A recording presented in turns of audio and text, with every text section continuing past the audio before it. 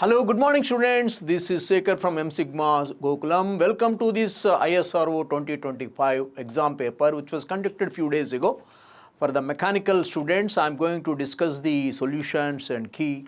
And as such, with all my experience of 30 years of teaching experience in GATE and IES, I can say the standard of this paper is moderate to tough. It is tougher than the ISRO previous exam, ISRO 2024, which I had given the solutions in detail. In the first week of 2024, I had given the key and solutions. As compared to the 2024 ISRO exam paper, this paper is a bit tougher and a bit lengthier. It takes time actually.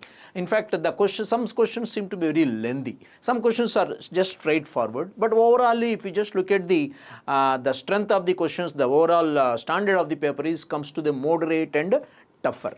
So the cutoff may go a bit low only as compared to the 2024 because no, there are 120 minutes of time. He has given the 80 technical questions and 15 aptitude, out of which some questions may take even 3 to 4 minutes also. Particularly in the heat transfer subject, some questions are very lengthy and taking more time.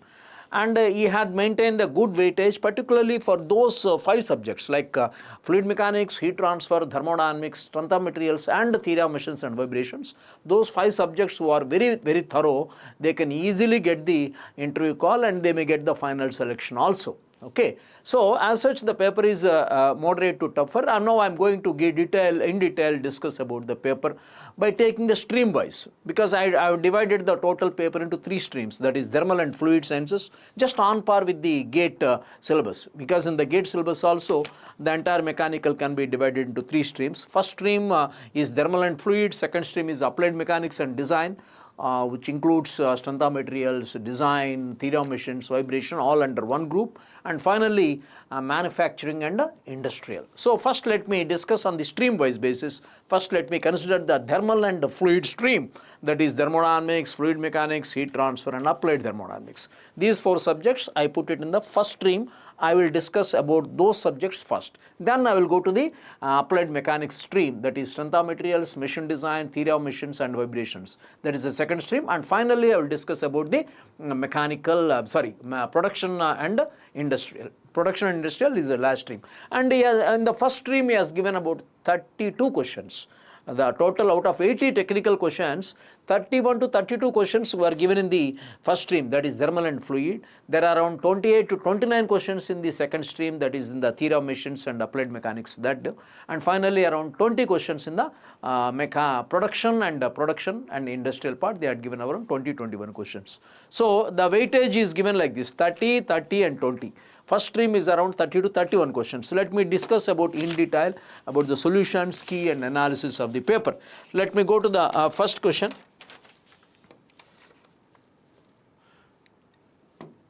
The temperature profile for conduction heat transfer through a wall of constant thermal conductivity in presence of a heat source. Main thing what you have to understand here is a heat source. He has given the heat source. So whenever there is a heat source, Q dot, heat source is indicated by Q dot. I have given so many times in my video classes and my notes that whenever there is a heat generation inside a slab, the temperature profile, maybe it is a symmetric parabola or unsymmetric parabola. But finally it should be a parabola. It is an unsymmetric parabola or like this. This is an unsymmetric parabola. This is a symmetric parabola with maximum temperature at the center of the plane slab. Provided when both the sides of the slab are at the same temperature, you will see the maximum temperature at the center line of the slab, at the center plane of the slab.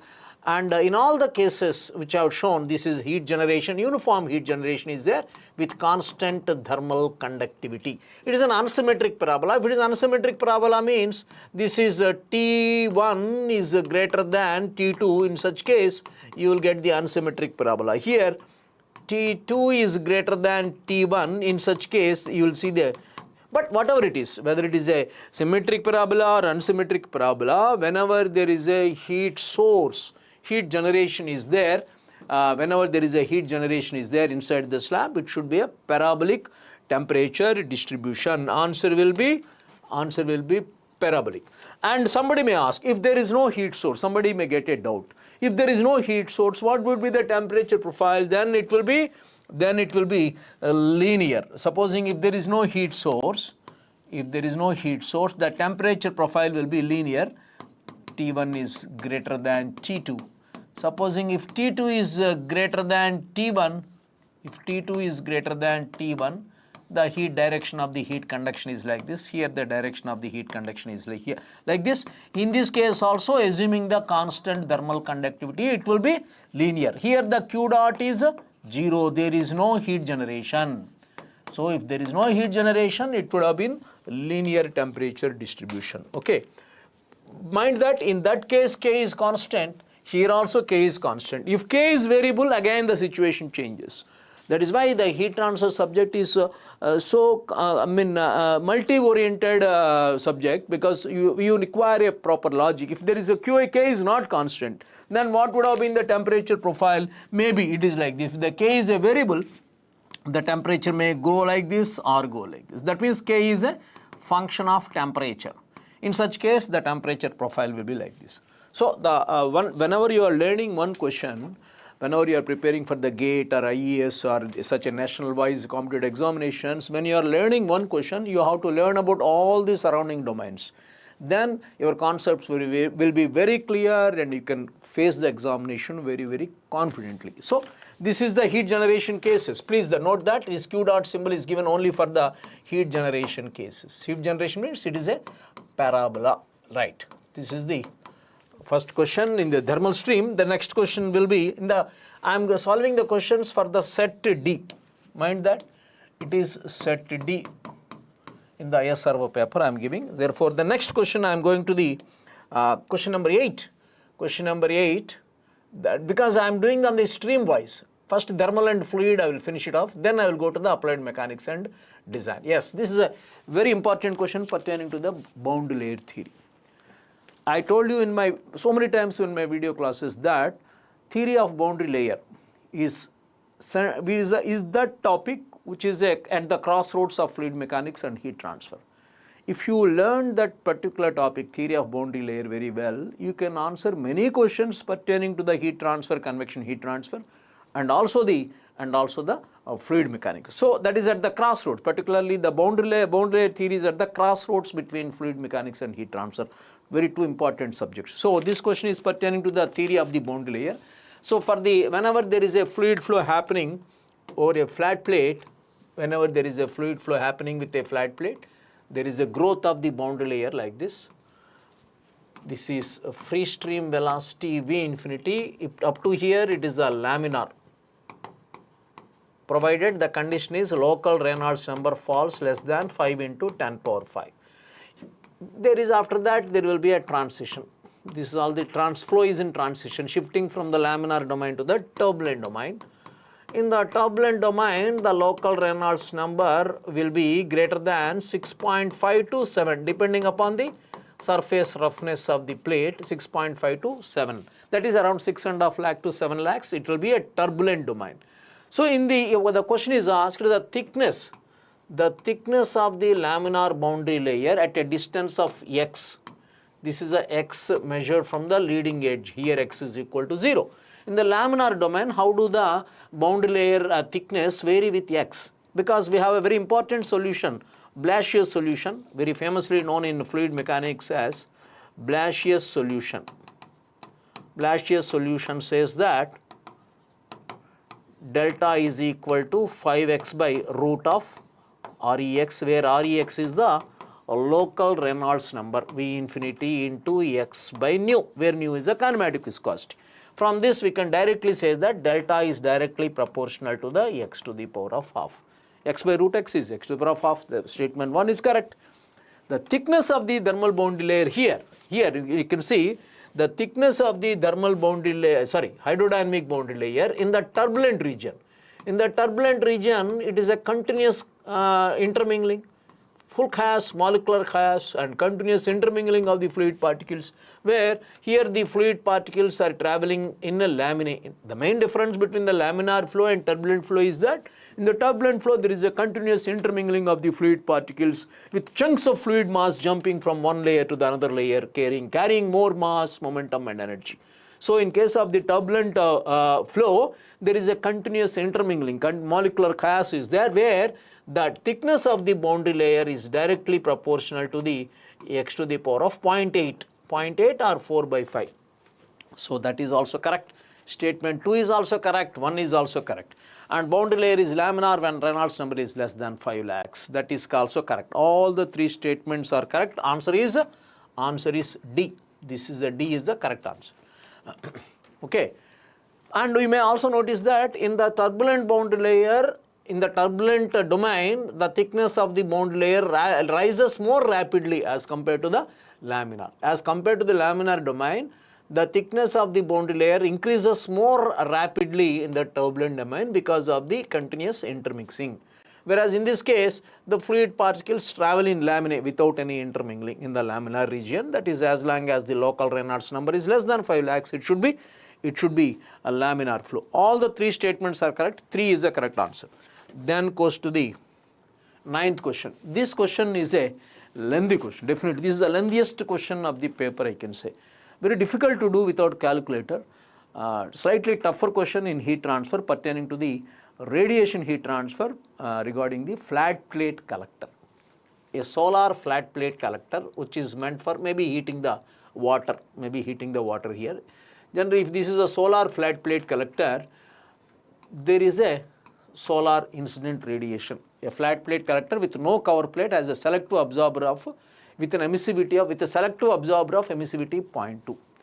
Look at that. Selective absorber of emissivity 0.2 and solar absorptivity of 0.95. See, this flat plate collector has got a solar absorptivity because from the sun's radiation is a short wavelength radiation. Solar radiation is a very short wavelength radiation. Most of that will be focused near the 0.5 microns, somewhere near the maximum, because in the domain of that 0.5 microns, most of the solar radiation will be falling upon the solar flat plate collector. So if G is the irradiation, solar irradiation falling upon that, G of the solar sun coming from the sun into alpha of this solar absorptivity, that is the energy absorbed by the plate. This is a collector. This is the collector, right? Solar flat plate collector. If Gs is the solar irradiation, the energy coming and falling upon the solar is given, solar irradiation is 1150 is Gs into alpha S. That is, alpha is the absorptivity of the flat plate collector corresponding to that short wavelength solar radiation. So this is the energy absorbed by the plate coming from the sun. Apart from that, there is a sky. From the sky also there is some energy falling. From the sky also there is energy falling from that. That is G of the sky irradiation. See, with effective sky temperature is minus 10 degrees Celsius, and based upon the black body radiation, I could calculate what is the sky irradiation. Look at this. Solar irradiation and effective sky temperature is minus 10 degrees Celsius, and the ambient air temperature is 30 degrees Celsius. G of the sky into alpha of the flat plate corresponding to the sky irradiation, that is also absorbed by the collector. So these two are the energies absorbed by the plate. Gs into alpha S, it is the energy absorbed by the flat plate collector out of the solar irradiation falling.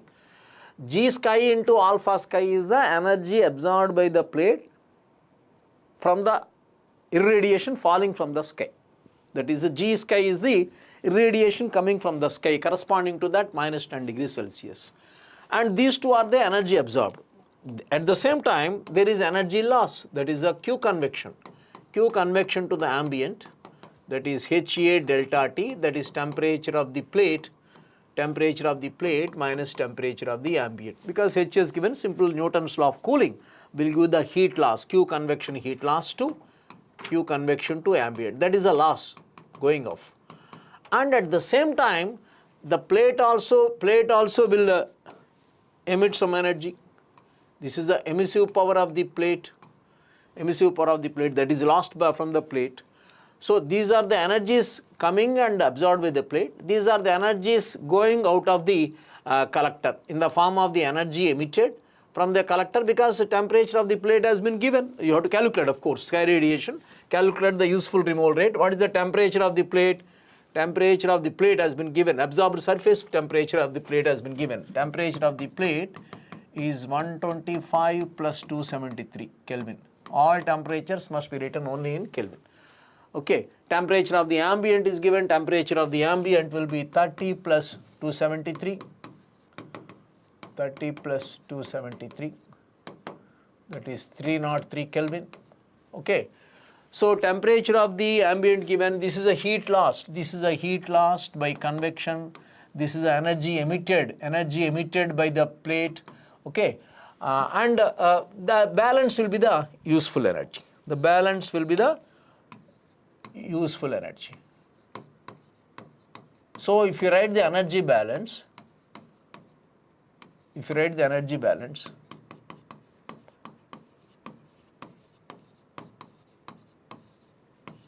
energy in minus energy out should be the Q useful energy. Energy in minus energy out. What is energy in? If you just take this as a control volume, what is the energy in? Energy in will be Gs into alpha S plus G of the sky into alpha of the sky. That means alpha of the sky means the absorptivity of the plate corresponding to the sky radiation. Minus energy out. What is energy out? HA delta T, temperature of the plate minus temperature of the ambient, minus what is the energy emitted? Energy emitted by the plate should be equal to the Q useful energy. Useful energy means the energy actually collected by the plate and given to the some maybe water or water heating system. So if we just substitute all the values here, what is the G of the sky? G of the sky is the 1150. That is irradiation. It's not the sky, sorry, solar irradiation. S for the solar. Solar irradiation is 1150 into alpha corresponding to the solar absorptivity is 0.95 into 0.95. This is the energy absorbed by the plate out of the solar irradiation. Plus, what is the G of the sky? What is the G of the effective sky temperature is minus 10. That is minus 10 means 263. Sigma temperature of the sky to the power of 4, energy coming from the sky, into the selective absorber of emissivity into 0.2. That is for the long wavelength radiation. This is the long wavelength radiation. Mind that this is the long wavelength radiation. For the long wavelength radiation, emissivity and absorptivity are equal. If you take the Kirchhoff's law into 0.2. Okay. Sky can be taken as a black body. For your information, sun is a black body. For information, sun is always treated as a black body radiation. And sky also you can treat it as a black body radiation. That is why I am using the Stephen-Boltzmann law. Okay. Minus H has been given the convective heat transfer coefficient 1. For unit area, all the entire analysis is done for the unit area. Temperature of the plate has been given as 125 and minus 125 minus 30 should be minus. And this is what is the emissive power of the plate. Emissive power of the plate will be emissivity. What is the short wavelength emissivity? 0.2. Plate is not black body. Sky is a black body. Sun is a black body. But the plate is not a black body. Because plate is not a black body, what is its emissive power? 0.2. Its emissivity into sigma. Stephen-Boltzmann constant 5.6 into 10 power minus 8 into temperature of the plate. What is the temperature of the plate? While you are writing temperature of the plate, you have to write only in Kelvin. This should be the Q useful energy. Definitely it is a lengthy question, very lengthy question involving power force.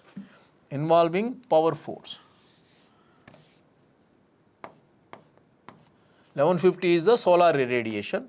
Solar irradiation into absorptivity of the plate corresponding to the short wavelength radiation, that is 0.95. This is the energy absorbed out of the solar irradiation. There is some solar energy falling on the plate. How much energy of that will be absorbed by the plate? That is this. There is some energy coming from the sky. How much of that is absorbed by the plate? This is the energy. Minus some energy is lost by convection. This is according to the Newton's law of cooling, HA delta T. Minus how much? What is the emissive power of the plate?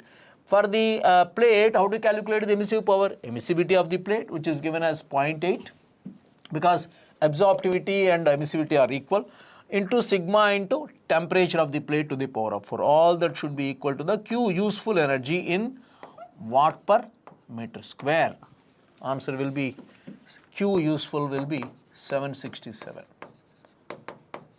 But definitely it is very difficult to do without calculator. Lengthy paper, lengthy question. This is a very lengthy question. You cannot complete it in 2 minutes or 3 minutes. Definitely requires more than 5 minutes of time for thinking, for putting all the values, conversion into the Kelvin. But look at this here, the temperature difference, I took it in Celsius only, because the temperature difference is same whether it is Celsius or Kelvin. I can directly take the Celsius temperature scale. Sigma, the sigma value, we always know that 5.67 into 10 power minus 8 watts per meter square Kelvin to the power of 4. Stephen Boltzmann constant. So your answer will be the B. Answer is B for this question. Lengthy question, which requires more time. So the energy balance says that what is energy in? These two are the energies in. Energy in means what is the energy absorbed by the plate out of the solar radiation, out of the sky radiation. What is the energy out? Energy emitted by the plate plus Q lost by convection to the ambient fluid, HA delta T. So energy in minus energy out should be the Q useful energy. That is the energy balance for steady state conditions of the flat plate collector. Very important. Such questions are expected only in the IES, in engineering services, or rather in the gate with where the calculator is allowed. But here the calculator is not allowed. Here without calculator doing such kind of a problems, it is really difficult. In fact, because it involves power force. It involves power force there, but calculation of the power force without calculator, it is a very cumbersome task. The next question will be 10th question. In the set D I am doing, this is a hydraulic press, has a ram of 30 centimeters diameter, plunger. This is a ram, this is a plunger. Find the weight lifted by the hydraulic press when the force applied at the plunger is 500 newtons. Very simple question. This principle is Pascal's law. The principle of hydraulic ram, this is Pascal's law. What is the Pascal's law states? The pressure applied at a point in a static mass of the liquid is distributed uniformly along all the directions. Pascal's law states that the pressure applied at a point in a static mass of liquid is distributed uniformly along all the directions. Whatever the pressure intensity is here, you are putting same pressure intensity is, you can see it here. Whatever the pressure intensity we are applying here, same pressure intensity you can sense it here. Simply according to the Pascal's law, that is F by area of the plunger, that is the pressure exerted here, should be equal to the weight of the car or whatever it is, weight divided by area of the that is ram, area of the ram.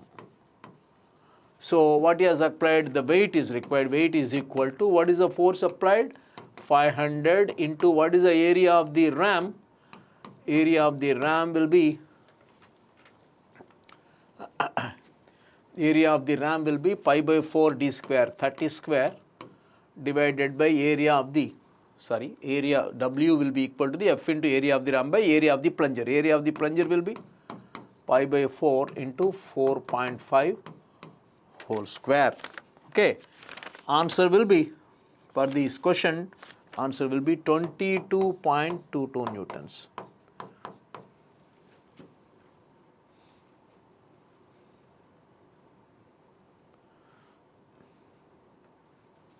.22 kilonewtons, sorry.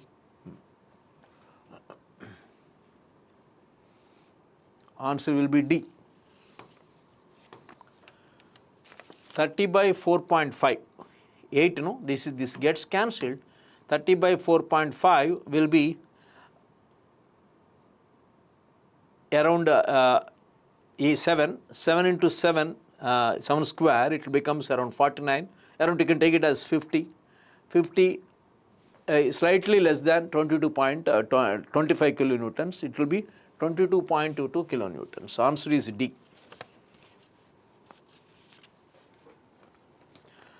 The underlying principle is this force divided by area of this plunger should be equal to the W divided by area of this ram. Whatever the pressure you are exerting here, the same pressure will be sensed here, because the pressure exerted at a point in a static liquid is sensed uniformly along all the directions.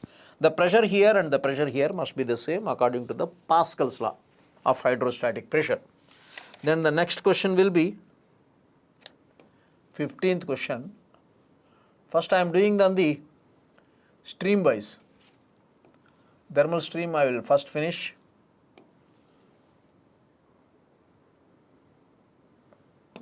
Yes. A sphere is moving in water with a velocity of 1.6 meters per second. A sphere is moving in water with a velocity of 1.6 meters per second in water. This is all water. Another sphere of twice the diameter, if D is the another sphere of twice the diameter, bigger one, this is 2D, is placed in wind tunnel. It is air, which is 750 times air is which is 750 times less denser.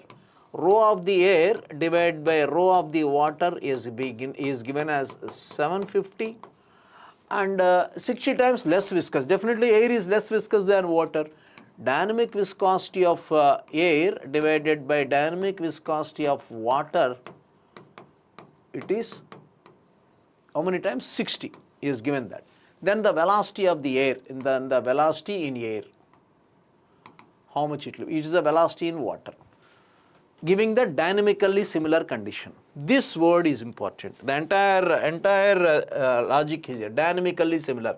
Dynamically similar means immediately Reynolds number RE must be same. RE must be same between both the situations. What is Reynolds number definition? VD rho by mu. VD rho by mu. Reynolds number must be the same because both are being tested under the dynamically similar conditions. When the two configurations are dynamically similar, we can directly equate the Reynolds number between those two situations.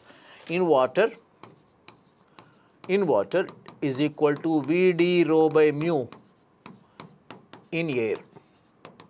This is in water, this is in air. Velocity in water has been given. This is D. Okay. Rho of the water divided by rho of the air. It will be 750. Okay. Mu, bring it here, mu of the air will go here, and it will go mu of the water divided by mu of that. It will be that is 60. It should be equal to the, I have just taken that rho of the, I am just substituting this condition and this condition here.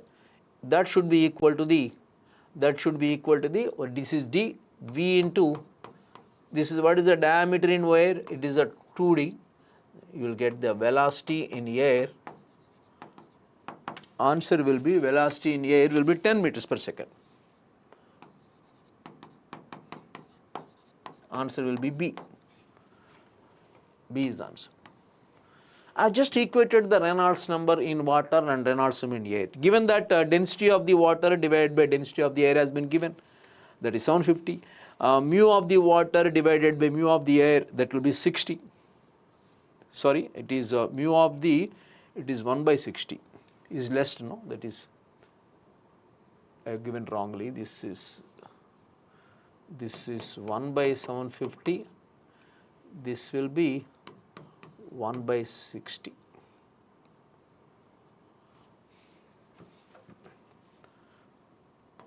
And the diameter in air is twice the diameter of the sphere in water. 16th question. A sphere is moving in water with a velocity of 1.6 meters per second. A sphere is moving in water with a velocity of 1.6 meters per second. In water, a sphere is moving in water with a velocity of 1.6 meters per second. The velocity of the sphere in water is twice the diameter of the sphere in water. Water is 750 times denser than air. Water is 60 times viscous than air. Water has got much more viscosity, much more density as compared to the air.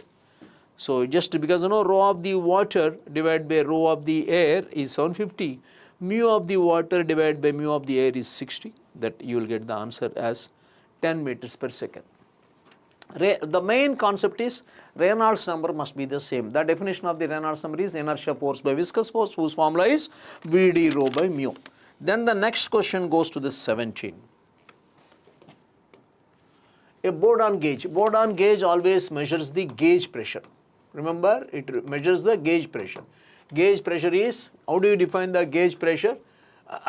Absolute pressure minus atmospheric. Connected to a closed tank indicates 40 kilopascal at a place where the atmospheric pressure is 95.48, from which you can calculate absolute pressure. P absolute will be 40 plus 95.48. Same Bourdon gauge is used if a tank is carried to a higher elevation where the atmospheric pressure is only 90 kilopascal. As you go to the higher and higher altitudes, the atmospheric pressure keeps decreasing. Again, if you rewrite the equation there, P absolute is 40 plus 95.48. Absolute pressure will remain same.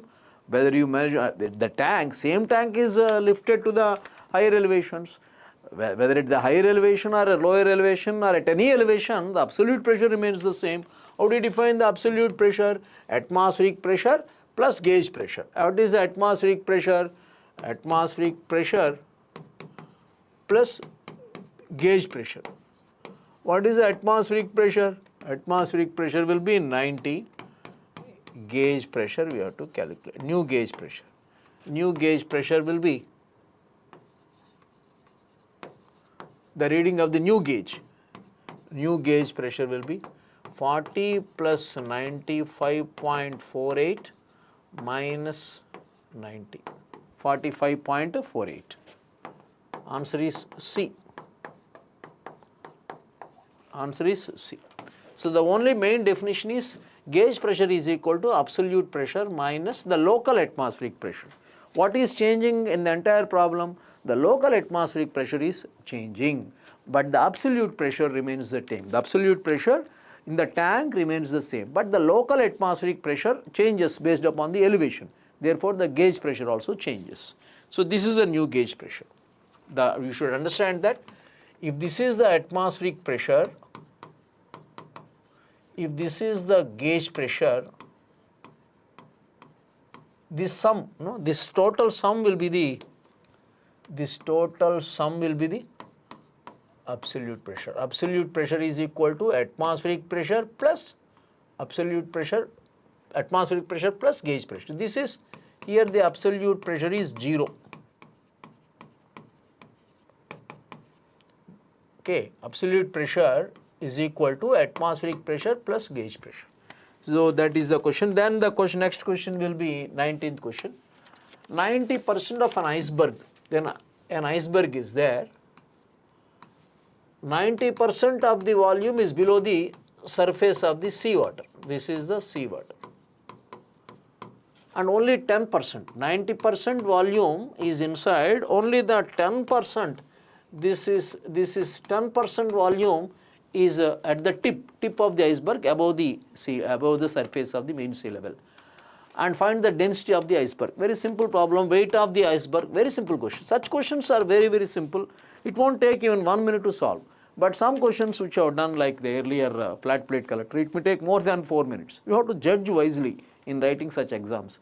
Some questions are very silly. You can answer within a less than half minute. Some questions are taking around 3 to 4 minutes.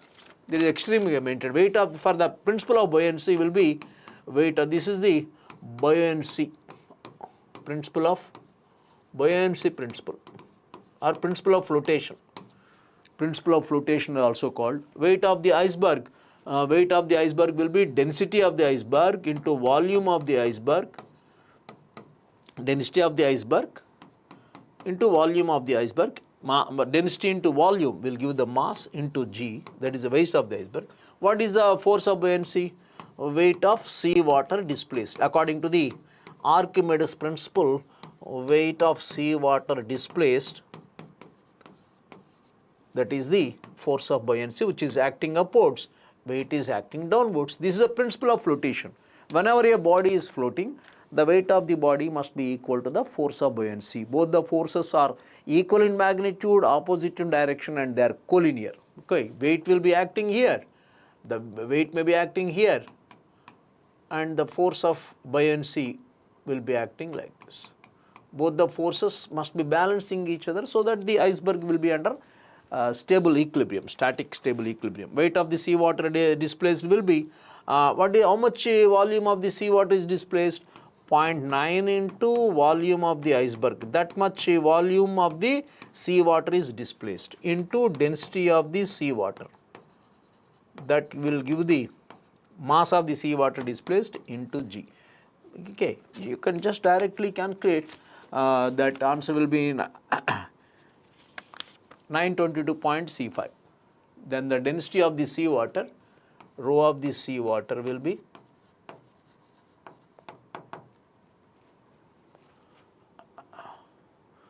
density of iceberg, density of sea water is given.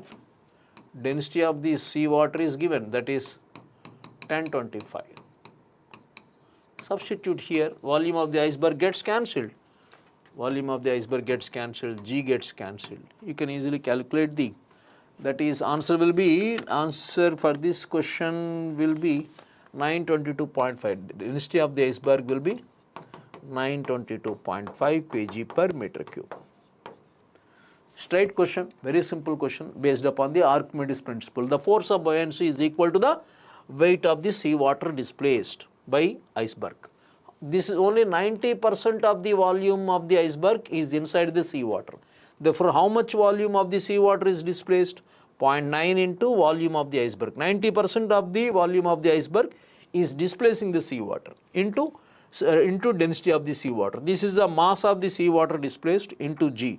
That is the weight of sea water displaced, which is equal to the force of buoyancy according to the Archimedes principle. Archimedes principle says that the force of buoyancy is always equal to the weight of the liquid, weight of the fluid displaced by the body, which acts through the center of buoyancy. Force of buoyancy always acts through the center of buoyancy. Center of buoyancy lies at the centroid of the volume of the liquid displaced by the body. Okay, force of buoyancy acts through the center of buoyancy, whereas the weight of the body acts through the center of gravity. Okay, center of buoyancy lies at the centroid of the volume of the liquid displaced by the body. Next question will be, the equation of a velocity distribution over a plate is given by u. U is equal to 2y minus y square. At a point, and assuming the shear stress at a point, if there is a plate, the velocity distribution was given. The velocity distribution was given. The shear stress is asking. This is why the shear stress, Newton's law of viscosity, mu into dou u by dou y. So, shear stress at 0.15 meter, 15 centimeter should be equal to the, what is the dynamic viscosity as the plate has been given? 8.60. Poise has been given. I have to convert into the Pascal second, because 1/10 of Pascal second is equal to 1 poise. That is the unit of dynamic viscosity. Mu value is being given.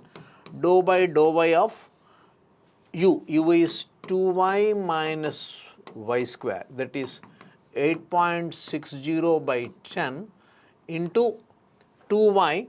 2y is 2 minus 2y, where at y is equal to 0.15 meter. Just put y is equal to 0.15 meter. Here the answer will be 1.46 Pascal.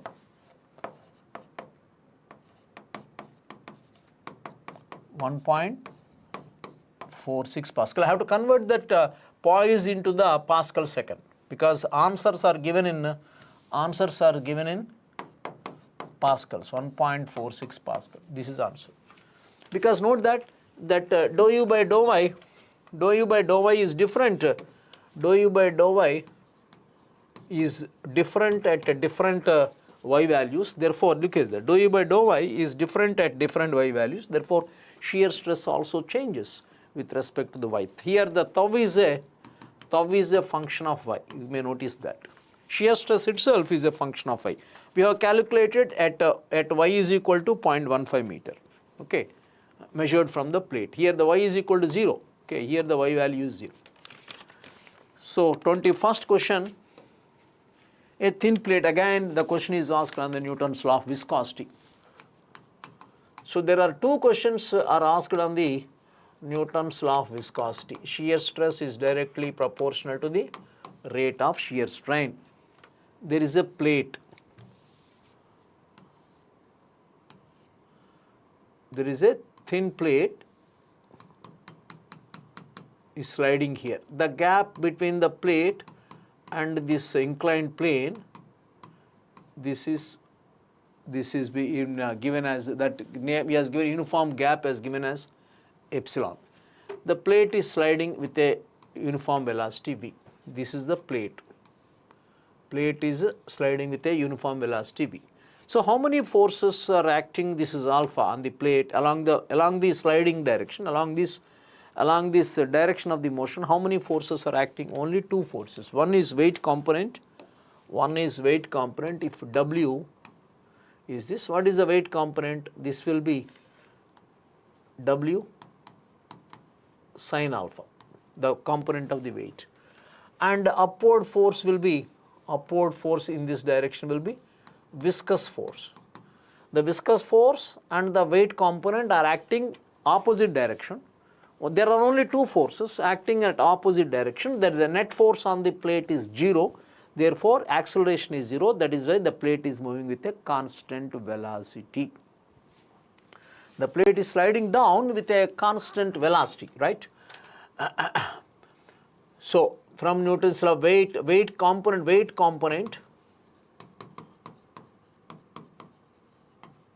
downwards,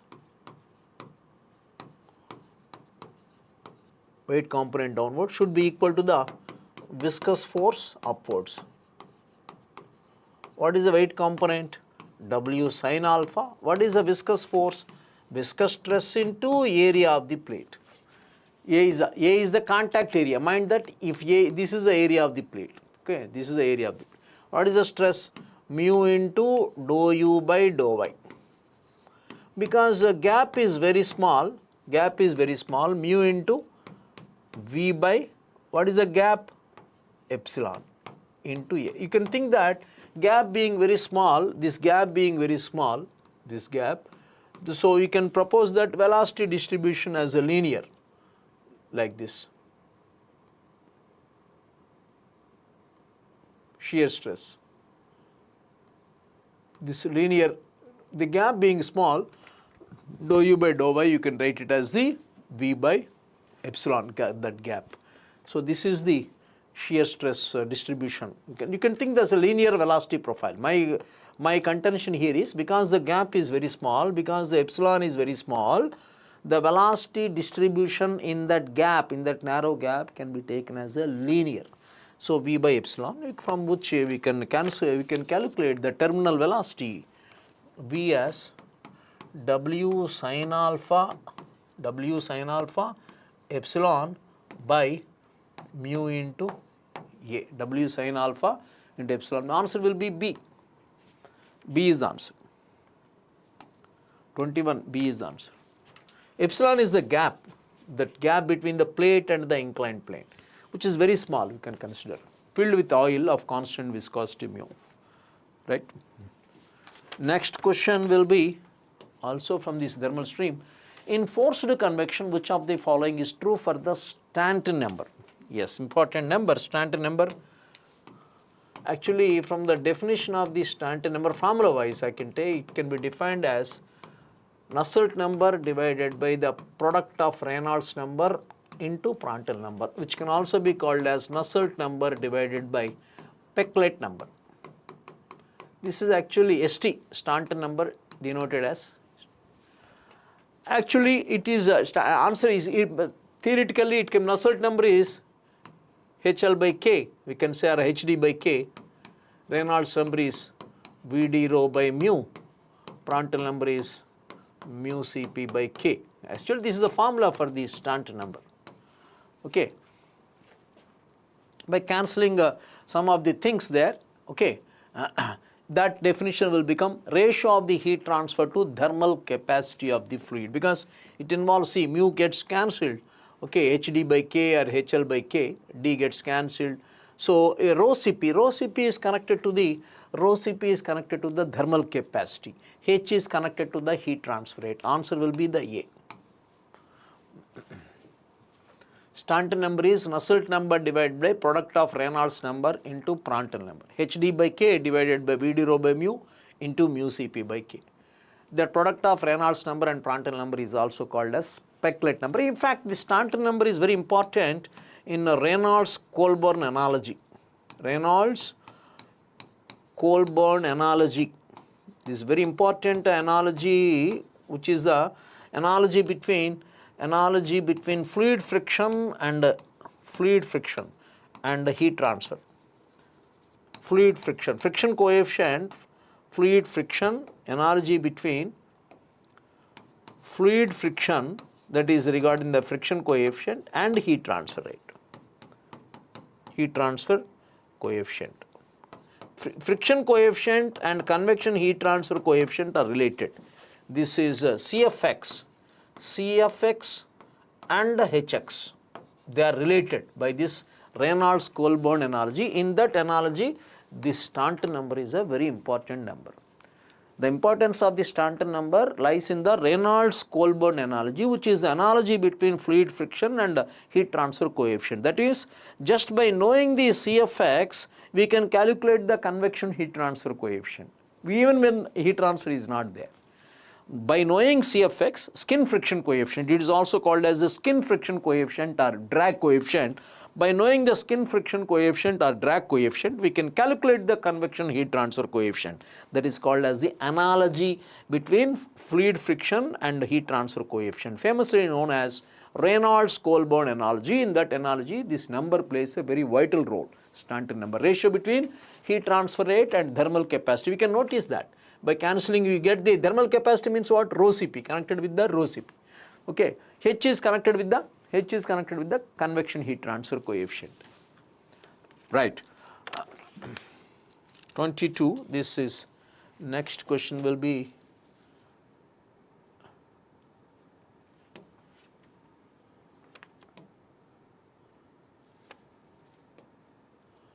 yes. A glass tube with a 90 degrees bend which is open at both the ends. A glass tube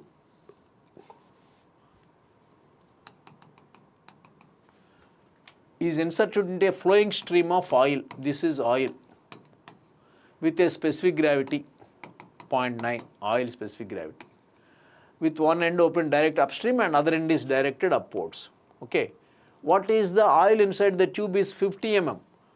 This is 50 mm. Oil is rising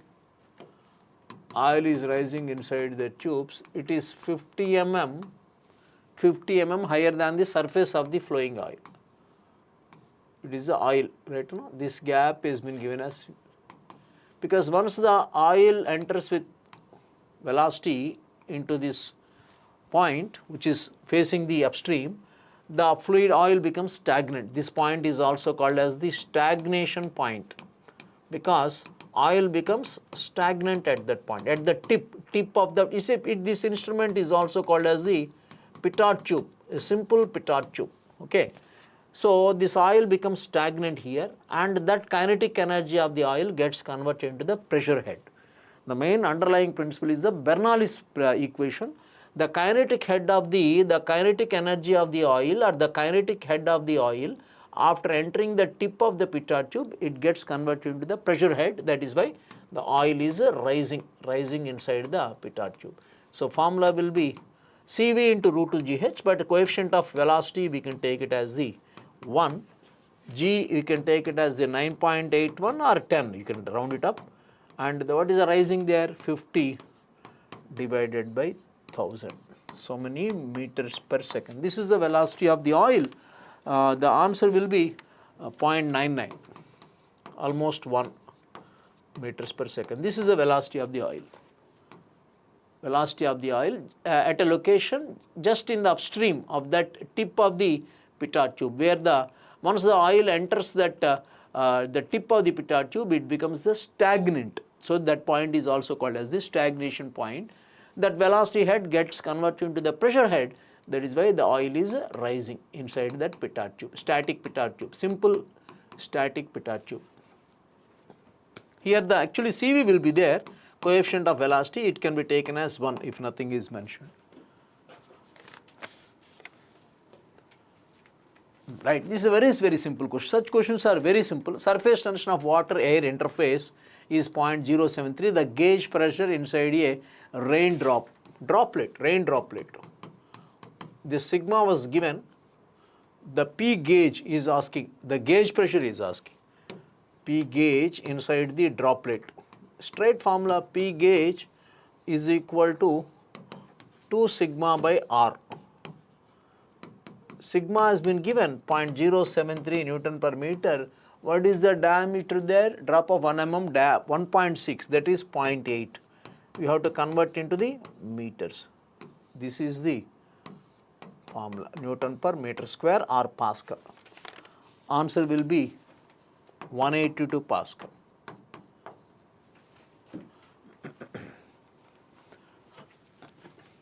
If it is a soap bubble, the answer would be, a formula will be 4 sigma by R. It is a rain droplet, right? It is a droplet with a radius of the R given. But diameter is 1.6, radius will be 0.8. A Carnot engine, it is a thermodynamics question. A Carnot engine receiving heat at 400 Kelvin has an efficiency of 25%. Carnot engine is a reversible heat engine. A Carnot heat engine is a reversible heat engine having the highest thermal efficiency. The thermal efficiency of the Carnot engine depends only on the temperatures between which it is operating. Okay. So thermal efficiency of the Carnot heat engine 0.25. Receiving heat at TH 1 minus TL by TH. T1 minus T2 by T1R, that is TL by TH will be, this is a sink temperature, this is the source temperature. Source temperature is 400, TL by TH will be 0.75. Okay. You know that this is a sink temperature. And Carnot refrigerator. COP of the Carnot refrigerator operating between the same temperature limits. COP of the Carnot refrigerator will be TL by TH minus TL. What is the COP is asking?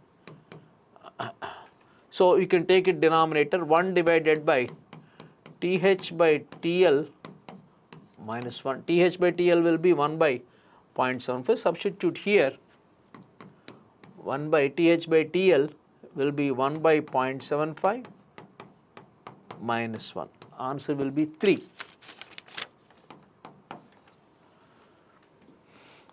TL is the low temperature. TL means low temperature. TH is the high temperature.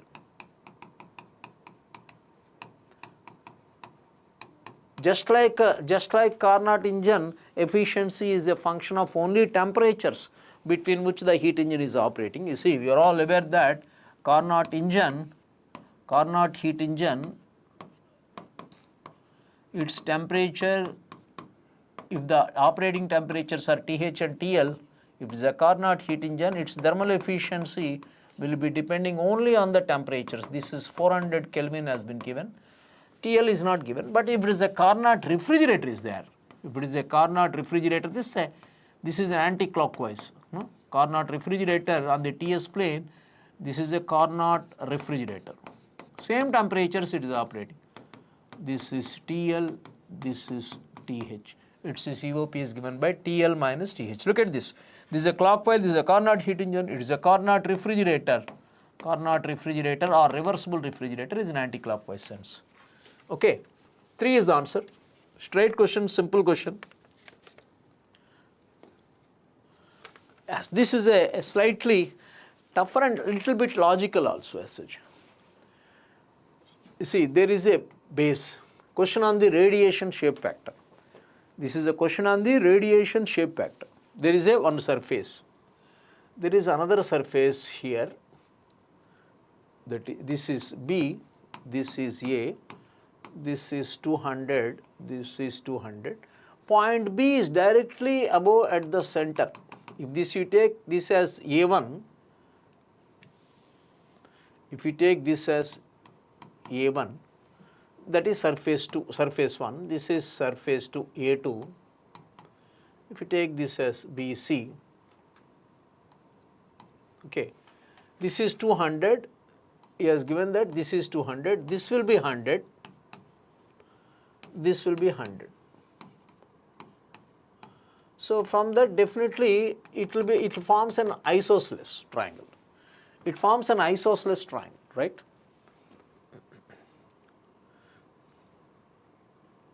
These two sides would be equal. And from the symmetry rule, F12, whatever they see, the F12 plus from the symmetry, supposing if we just take that this imaginary place as 3, F12 plus F13 should be equal to 1, and F12 should be equal to the F13, and F12 plus F13 is equal to 1. Therefore, F12 is equal to F13 is equal to 0.5. Try it, you can answer without any hesitation. From symmetry, F12 is equal to F13 from symmetry, rule of symmetry. This symmetry you can observe in many cases, many geometries. You look at my videos of the heat transfer, look at my heat transfer radiation classes, you will see that the symmetry, like it is a symmetry I am showing. The energy, say, supposing 1, this is 2, this is 3.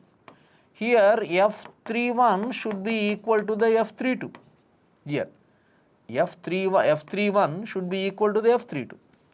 In the best example for the symmetry is a cubical container, a hollow cubical container. A hollow cubical container is a symmetry. You will see a great symmetry. The shape factor between any two surfaces will be 0.2 here.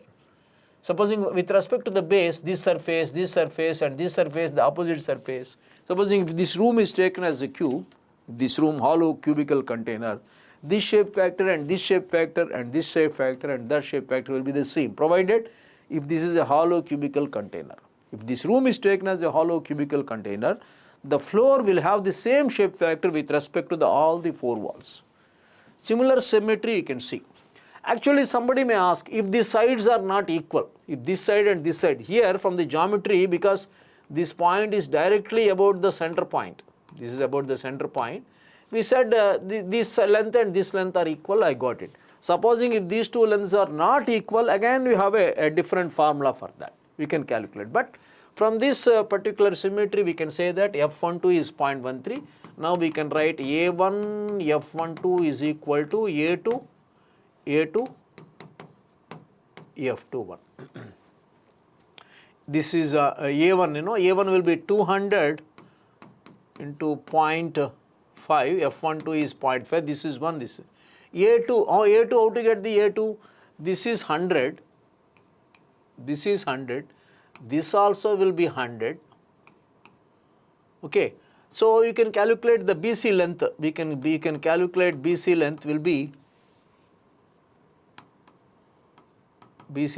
square root of, from the Pythagoras rule, square root of 100 square plus 100 square, you get the BC. Okay, A2 will be the, that comes to around 141, something 141.2, that is square root of 20,000 square, that is 141.2 into F21. We can calculate F21 easily. That answer will be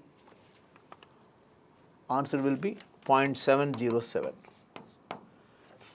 because from the Pythagoras theorem, 100 square plus 100 square under root will be this length BC. Once we get length BC, that is area will be the 141.2 into this perpendicular distance, you can take it as 1. For the whole configuration, you can take the unit depth. So what is the A1? A1 will be the 200 into unit depth perpendicular to the plane of the figure 1. What is A2? This distance into unit depth. So you will get the F21 as the 0.707. Answer is A. So what we have to answer is, there is a symmetry here. Figure of symmetry, cube. A cubical container is a symmetry, is a cylindrical, hollow cylindrical container is a symmetry. This third surface will have the same shape factor with respect to the top and bottom. Such kind of a symmetry questions were very often asked in the GATE. This kind of question was asked once in GATE. Okay. Here also there is a symmetry. With respect to the surface 1, this surface 2 and this imaginary surface 3 they carry the symmetry. With respect to the 1, this and this will have the same shape factor. F13 should be equal to the F12. In view of 1, 2 and 3 are having the same footing. That is why shape factor is also called as a view factor or a configuration factor. So in view of 1, 3 and 2 are having the same footing. That means F12 should be equal to the F13. But the sum of F13 plus F12 should be equal to 1. Therefore, F12 is equal to F13 is equal to 0.5. Directly from the symmetry, we can say that by using the reciprocity theorem. This is the reciprocity theorem. A1 F12 is equal to A2 F21. I have calculated A2 by calculating this dimension. What is this dimension? Square root of 100 square plus 100 square, that from the Pythagoras theorem, and I got the BC length. BC length is nothing but the A2. By taking this dimension as unit depth, this dimension I can take it as the unit depth. So what is the area of the A2? This is 141.2 into this dimension 1. What is the area A1? 200. The A1 is the total. A1 is the total. This entire one, this surface is the 1. Okay, the whole surface is 1. This surface is 2. This surface is 3. Very good question. You should catch up that symmetry. We should understand that symmetry. Once you catch up that symmetry, we can calculate. Supposing if these two sides are not equal, then there will be a separate formula for calculating the shape factor. Okay.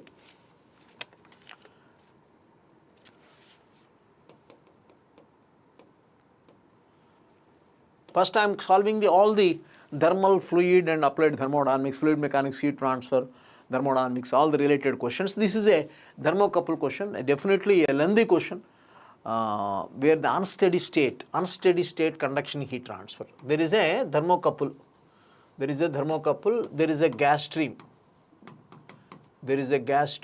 which is flowing. The properties of the junction material were given, and the convective heat transfer coefficient is to be measured by a thermocouple. The convective heat transfer coefficient is given as 200 watt per meter square Kelvin. Okay. Determine how long will it take for the thermocouple to read 99% of the initial temperature difference. This is initial temperature is Ti. If Ti minus T infinity is the initial temperature difference between thermocouple and the gases, 99% of that should have been read. 99% should have been read. That means this T minus T infinity is already read there. T minus T infinity is just only 1% of the initial temperature difference. T is the final temperature of the thermocouple. T infinity is the temperature of the gases.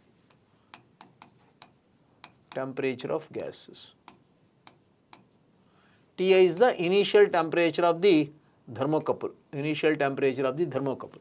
There is a convection heat transfer taking place between the gases and the thermocouple. So here the unsteady state conduction heat transfer with lumped heat analysis. The whole problem is unsteady state heat transfer with the lumped heat analysis. With the lumped heat analysis. Why it is a lumped heat analysis? Because the size of the thermocouple bead is very, very small, and usually it is made of a metallic conductor. Look at the K value. Thermocouple K is 40. 40 will be there only for the steel or the iron, some metals. So unsteady state heat transfer with lumped heat analysis, that is Biot number is much lesser than 0.1, 0.1. Far lesser than the 0.1. Therefore, how do you say Biot number is far less than 0.1? Because the size of the thermocouple is very, very small, and also the thermal conductivity of the thermocouple bead is high. If the material is having high thermal conductivity and the size of the body is very, very small, we can directly write the lumped heat analysis. We can directly apply in the unsteady state conduction heat transfer, where this formula can be directly applicable.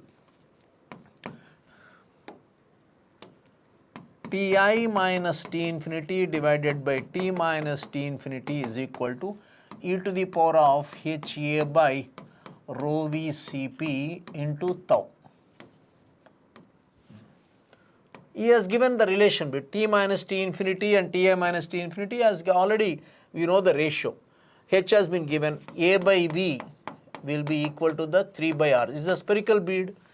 Okay, Cp is given, just you have to calculate the tau. Density is given, density of the bead is given, specific heat is given. Rho is how much? Rho is given as 8500.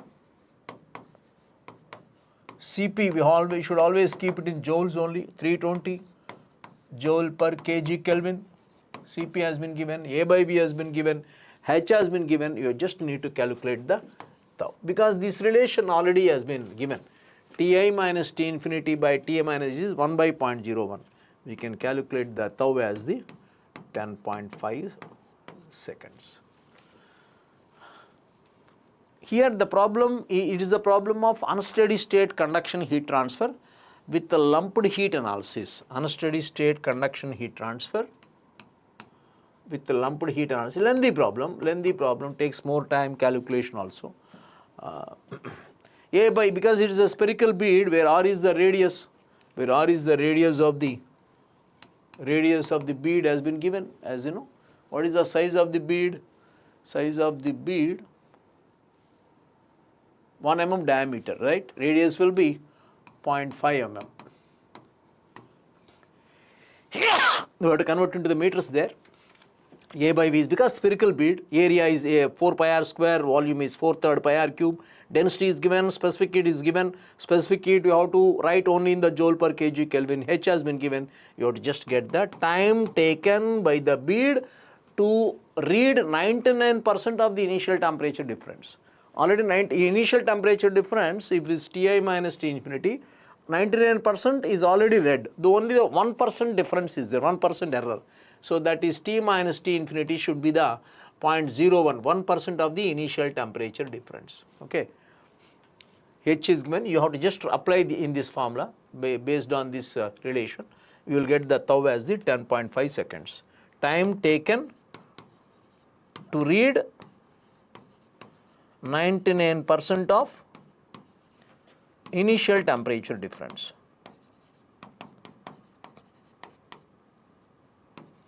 To finish that 99%, just only 1% difference is remaining, 1% error is remaining.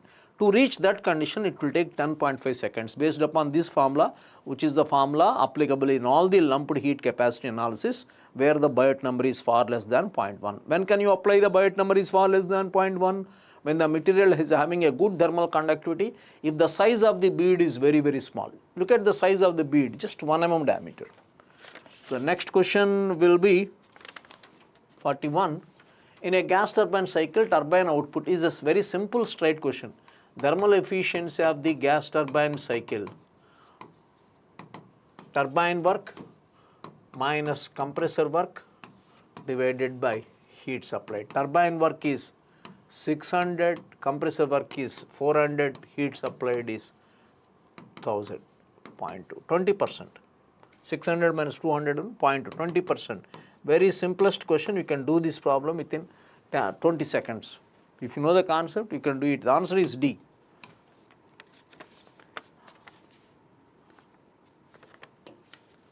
In a boiler, feed water supplied per hour is 22. Feed water supplied in a boiler,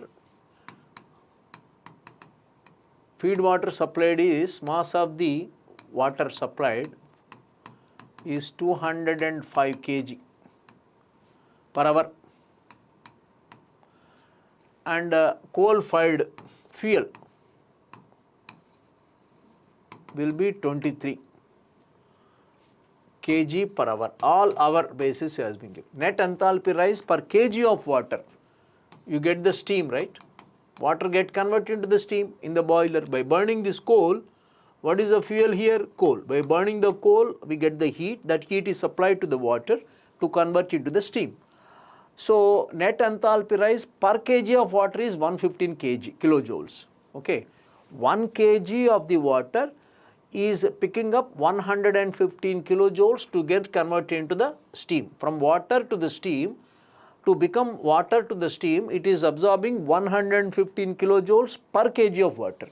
If the calorific value of the fuel is 2050, then find the thermal efficiency of the boiler. Thermal efficiency of the boiler is defined as heat utilized in generation of steam. Heat utilized in generation of steam divided by heat generated by burning fuel. Heat generated by burning fuel.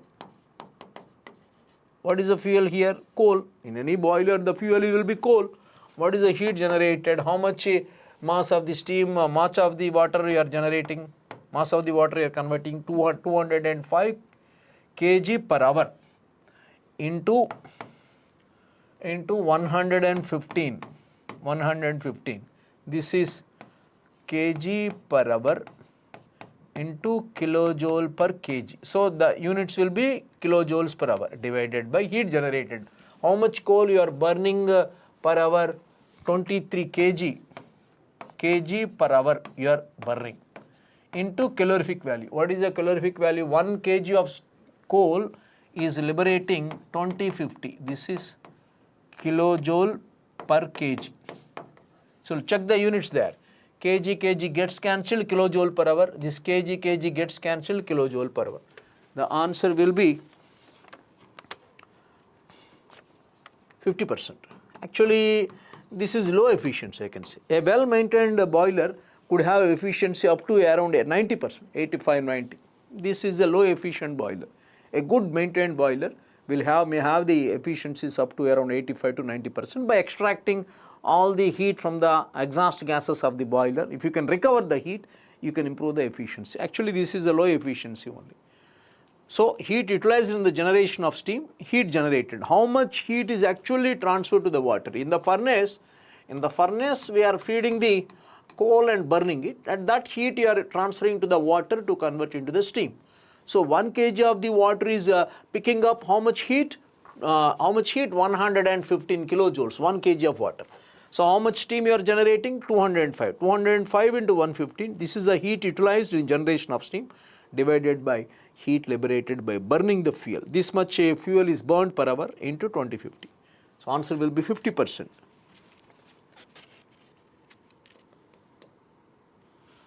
Right. This is for a solid sphere. For a solid sphere falling vertically downwards. There is one important law in physics, Stokes' law. You must have heard. When a small spherical body is left in a viscous medium, viscous oil,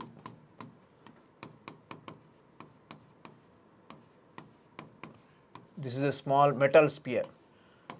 The terminal velocity will be attained if the viscous force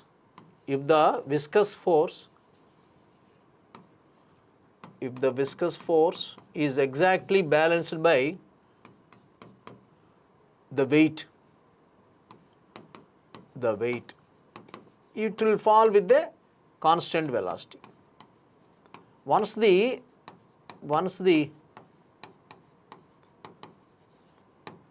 weight is exactly equal to the viscous force. This is a viscous oil. The Stokes law says that viscous force F is given by 6 pi eta r V, whereas this eta is the viscosity of oil.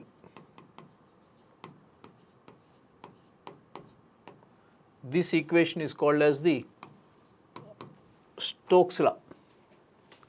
So that should be equal to the weight. What should be the weight? 4/3 pi r cube into density of the body. Density of the body, that is not the oil, density of the sphere, right? So for a given oil, eta is fixed, and for a given body rho is fixed. So obviously V is directly proportional to, this is the weight, right? This is the viscous force, this is the weight, 4/3 pi r cube into G, of course, G will be there, this is the weight. So V will be directly proportional to R cube by R, it will be 1 by R square. No, V is directly proportional to R cube by R, that is directly proportional to the R square. Answer will be the V is directly proportional to the D square. Answer will be the B. Stokes law says that when a terminal velocity, constant terminal velocity attained by the falling sphere, this is a falling sphere in a viscous medium, is given by viscous force is equal to 6 pi eta into R into V. This is famously known as the Stokes law. Okay, is directly proportional to the square, because for a given oil eta is same, and for a given body density is same, acceleration due to gravity. It is a viscous force is upwards. Viscous force is upwards. Weight is acting downwards. So when the weight and the viscous force are exactly equal, the sphere will be sliding down with a constant terminal velocity given by this formula. Then the viscous force is given by 6 pi eta RV. This law is called as the Stokes law. So V will be directly proportional to the R cube by R, that is R square, that is D square. Good question, very good question. Which of the following is true for the scenario of the along a constant heat flux? This question was asked so many times. This question was asked so many times in GATE. The constant heat flux supply, whenever a liquid is flowing, whenever a fluid is flowing in a pipe, the constant heat flux conditions are achieved by winding a electric power carrying coil. By changing the number of turns, we can maintain the constant heat flux. QW is constant. Constant means what? QW is not a function of X. X is the direction of the flow. Fluid is flowing inside a pipe. A constant heat flux conditions are achieved by winding a electric power carrying coil, and by supplying the electric power inside that coil, we can maintain the constant heat flux. Constant heat flux conditions are maintained. And during the constant heat flux conditions, I would like to draw the temperature profiles.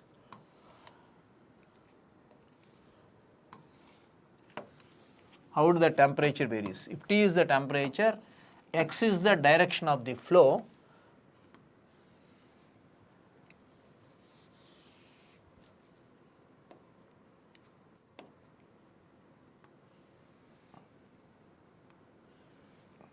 yes. For a fully developed flow thermally fully developed flow, that condition is there. Thermally fully developed flow. If TW is the wall temperature, if TB is the bulk mean temperature, if TW is the wall temperature, if TB is the bulk mean temperature of the fluid, both will change linearly. This is a linear. This also change linearly. TW is a linearly. This is a linear function of x. This is also a linear function of x. And the temperature difference also remains constant. Delta T is not a function of x. The bulk mean temperature, actually mean temperature is given. It should be read as the bulk mean temperature of the fluid varies linearly along the tube length. This is the tube length. X is the direction of the flow, direction of the flow. The surface temperature of the wall varies linearly along the length. That is also correct. The temperature difference between the TW wall and the bulk mean temperature remains constant throughout the tube length. All of the above is correct. D is the correct answer. It's a very important question. In every GATE paper you will see this. This is one of the most important questions asked in the GATE. It was asked in GATE 22, 23, 24. Continuously for the last 3-4 years, 2-3 years, this question is being asked. Question not exactly the same question. This case, that constant heat flux conditions. Interestingly, the local convection heat transfer coefficient first decreases till the flow becomes thermally developed. After that, it remains constant. Hx remains constant once the flow becomes fully developed thermally, fully developed flow thermally. For thermally fully developed flow, the local convection heat transfer coefficient remains constant, and this distance is also called as the thermal entrance length. This distance is also called as the thermal entrance length. It is developing flow. This is a fully developed flow. This distance from the entrance up to the section where flow becomes fully developed, this distance is called as the thermal entrance length. Actually, during thermal entrance length, the Hx will be decreasing. Hx will be decreasing. Once it becomes fully developed, the Hx remains constant. So once the flow becomes fully developed, the temperature difference between the TW and the TB remains constant because these two are the parallel straight lines. These two are parallel straight lines. Straight lines, parallel straight lines. So that is the reason why delta T also remains constant. All the three are the answers. Very important question. If you want to calculate the total heat transfer rate, this is the formula. Constant heat flux into pi dl. That gives the total constant. Because everywhere a same heat flux is being supplied, simply multiply with the area of the heat transfer. D is the diameter and L is the length of the pipe. This is the total heat transfer rate between the pipe and the fluid. And this question give importance whenever you are preparing for the GATE. This test is carries a important outcomes. Many times the question was being asked about this in the previous GATE papers. Calculate the ideal air standard. This is a straight question. Such questions are very simple. 1 minus 1 by r to the power of gamma minus 1. R is the compression ratio. These questions are the diploma standard questions. Compression ratio is equal to Vc plus Vs by Vc. Vc is the clearance volume, Vs is the stroke volume. Simple diploma based questions. And what is that Vs? Pi by 4 d square L stroke volume, where d is the bore diameter, Vc is the clearance volume. It has been given clearance volume. Just calculate the R there. R you will get around 11, I guess. Approximately get 11. That answer will be 60%. 60%. Very simple question. Answer will be, this is 1 minus 1 by r to the power of gamma minus 1. Gamma is Cp by Cv. That is for the air, it is 1.4. Answer will be 60%. Compression ratio will be approximately 11. Length is given, bore length. Everything you maintain a proper units, diameter, everything, everything. So you keep it in centimeter cube because clearance volume is given in centimeter cube. You get the approximately 11 compression ratio. Vc plus Vs by Vs. Very simple question. Calculate the volume of 3 kg of steam at a pressure of 1.3 bar. A dryness fraction, specific volume of water is given. Specific volume formula is volume by mass. Volume is equal to specific volume is small v into mass. How to get the specific volume? Specific volume will be for the wet steam Vf plus x into Vfg, but approximately we can, because Vf is very small, Vf being very small for liquid, for water,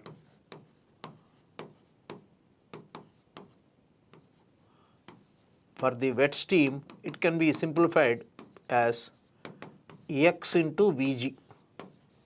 Therefore, volume is equal to x into Vg into m. Dryness fraction is being given. Dryness fraction is 0.8. Dryness fraction is 0.8. Specific volume of the water has been given. Specific volume of dry steam is 1.3. 1.3 into mass has been given as, how much is the mass there? 3 kg. So answer will be 3.12. Actually, it should be, the V should be written as, for the wet steam, Vf plus x into Vg minus Vf.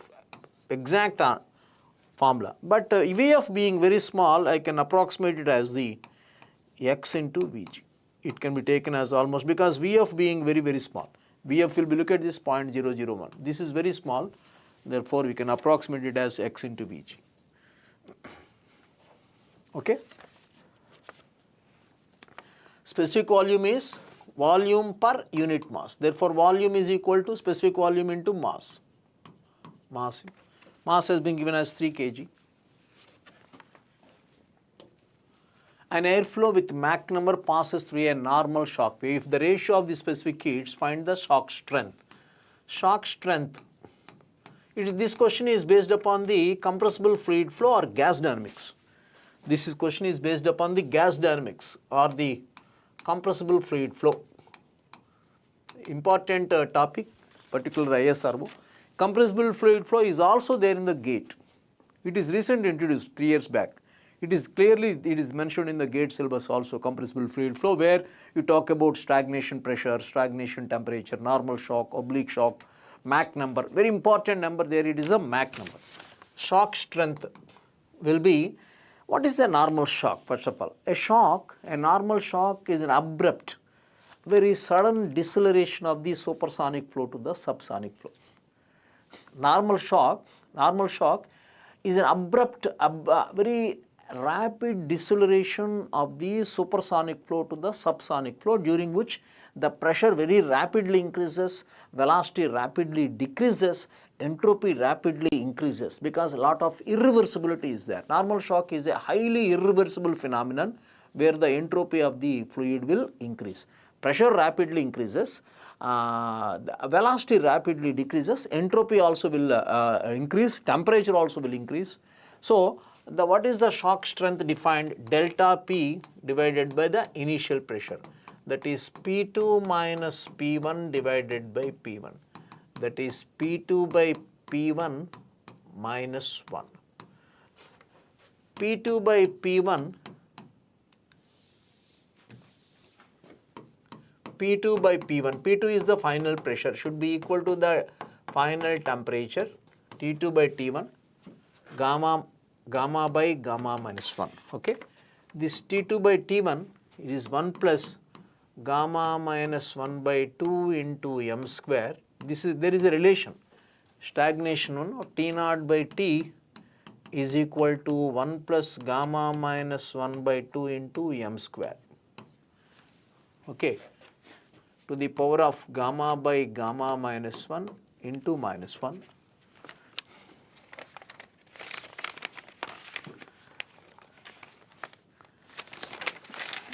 This results in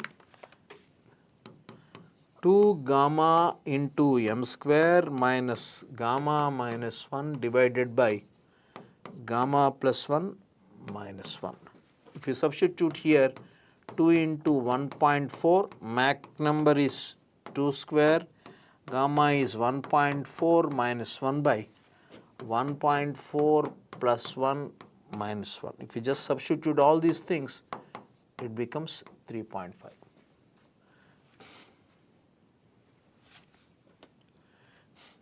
Okay, here the final temperature you can almost take it as the T naught. Final temperature you can take it as the stagnation temperature. T naught by T is equal to 1 plus gamma minus 1 by 2 into m square, where m is the Mach number. Answer will be 3.5. Now, any shock is an abrupt, very rapid, sudden deceleration of the supersonic flow, where Mach number is greater than 1, to the subsonic flow. Very abruptly the fluid velocity decreases, rising the pressure, rising the density, rising the temperature, and also rising the entropy. Normal shock questions on the shock waves are being asked in the recent GATE examination also. Going to the next question, 52. What is the name of the dimensionless number characterize the ratio of the thermal to the mass diffusivity? Lewis number. Answer will be A. Prandtl number is the kinematic viscosity to the thermal diffusivity, nu by alpha. Reynolds number we know, VD inertia force by viscous force. We all know that. Stanton number, Skint number is again mass is in the mass number, mass transfer.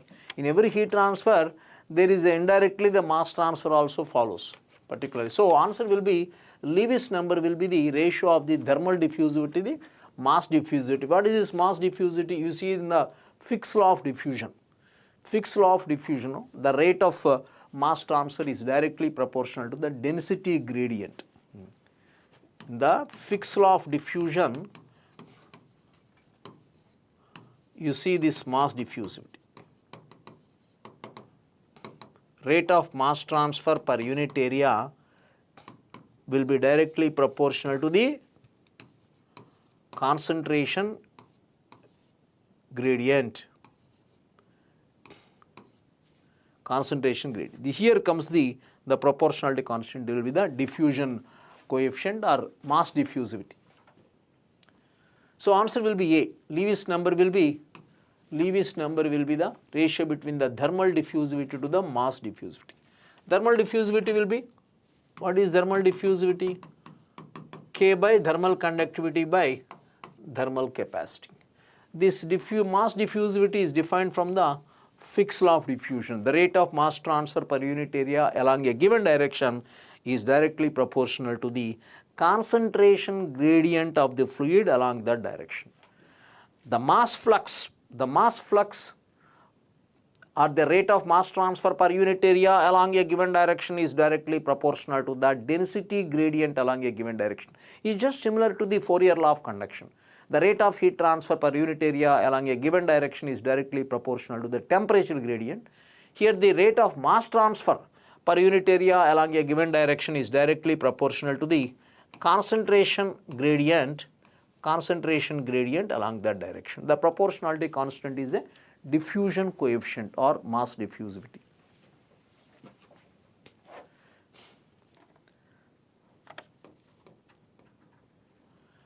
A weather balloon is rising vertically in the atmosphere. A balloon is rising in the atmosphere. Temperature T at any point depends upon the both T and altitude. Temperature at any location is a function of both time and the altitude, heightage. The balloon rises with a vertical velocity of 10 meters per second. Okay, vertical velocity, that is dH by dt. It is the vertical velocity, that is 10 meters per second. For a given time, the change in temperature with respect to the altitude at a given time, that is dt by with respect to altitude, this is given as minus 0.01 degrees Celsius per meter. Similarly, for a given altitude, at a given altitude, the change in temperature with respect to that time, dt by dt, at a given height, it is minus 0.1 degrees Celsius per second at a given h. At a given h. This is at given t, at given time. This is at given h. Okay, then the total change in temperature dt by dt experienced by the balloon. Change in.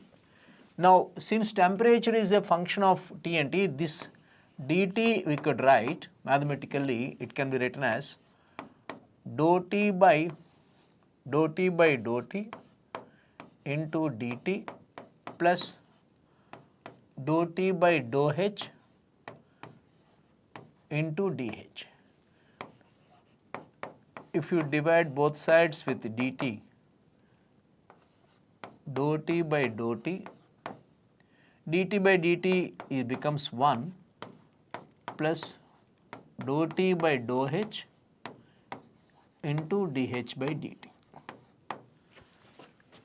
If you substitute that one, dou T by dou T has been given. Dou T by dou T is minus 0.1 into 1 plus what is dou T by dou H? Minus 0.01 dou T by dou H, dou T by dou H, dou T by minus 0.01 into dH by dt. No, dou T by dou H is minus 0.01 minus 0.01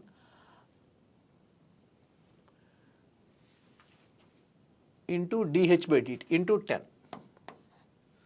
So it becomes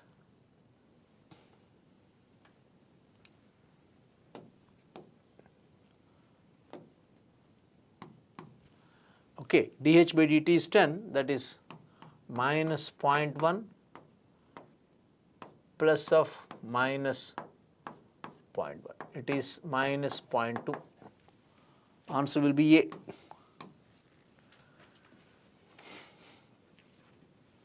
It's a partial derivative. You should write this as the dou T by dou H.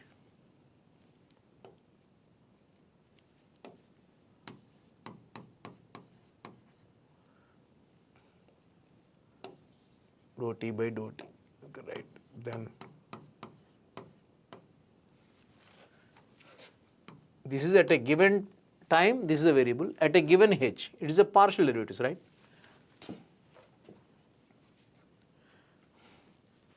Degrees Celsius per second. Answer will be A. Okay. For a two-dimensional steady incompressible flow, irrotational flow, the stream function was given. Stream function is given by x square minus y square. What is the potential function? What is the velocity potential? We know that stream function for two-dimensional flow it is defined. If it is x and if it is y, this is the stream function. Phi is the velocity potential function. Generally, stream function will be defined for the two-dimensional flows. How do you define? Dou psi by dou y is equal to dou psi by dou y is equal to dou psi by dou x is u, dou psi by dou x is v, dou psi by dou y is minus u. What is dou psi by dou y from that equation? Dou psi by from this, dou psi by dou y will become minus 2y, is it? Dou psi by dou y, this is a constant, dou psi by dou y will be minus 2y, implies u will be 2y. From the definition of the,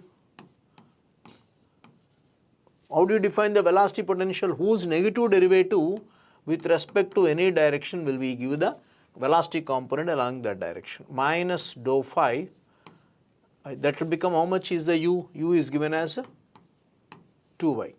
Therefore, dou phi by dou x will be minus 2y. Dou phi by dou x is minus 2y. Implies dou phi will be equal to the minus 2y into dou x. Integrating with respect to x, phi will become, when you are integrating with respect to x, y is a constant, minus 2y into x plus, when because you are integrating with respect to x, the constant of integration will be f of I. Minus 2xy plus f of I. Actually, this option is not there. Minus 2xy plus f of I. Answer will be the D actually, but with a minus sign. Actually, this minus sign, there is no answer option there in that. When you how do you define the velocity potential function whose negative derivative with respect to any direction will give the velocity component along that direction? How do you define the stream function whose derivative with respect to any direction will give the component of the velocity vector in the perpendicular direction taken in the counterclockwise? If you just look at the dou psi by dou x will be the v. From the definition, dou psi by dou y will be the minus u. Okay. Minus dou phi by dou x is u. When u is equal to 2y, when u is equal minus dou phi by dou x, dou phi by dou x will be equal to the minus 2y, minus u, that is minus 2y. After integrating, minus 2xy plus f of y. Because you are integrating with respect to x, f of y will be the constant of integration. Actually, there is no option, but neglecting that minus sign, it should be the D should be the answer.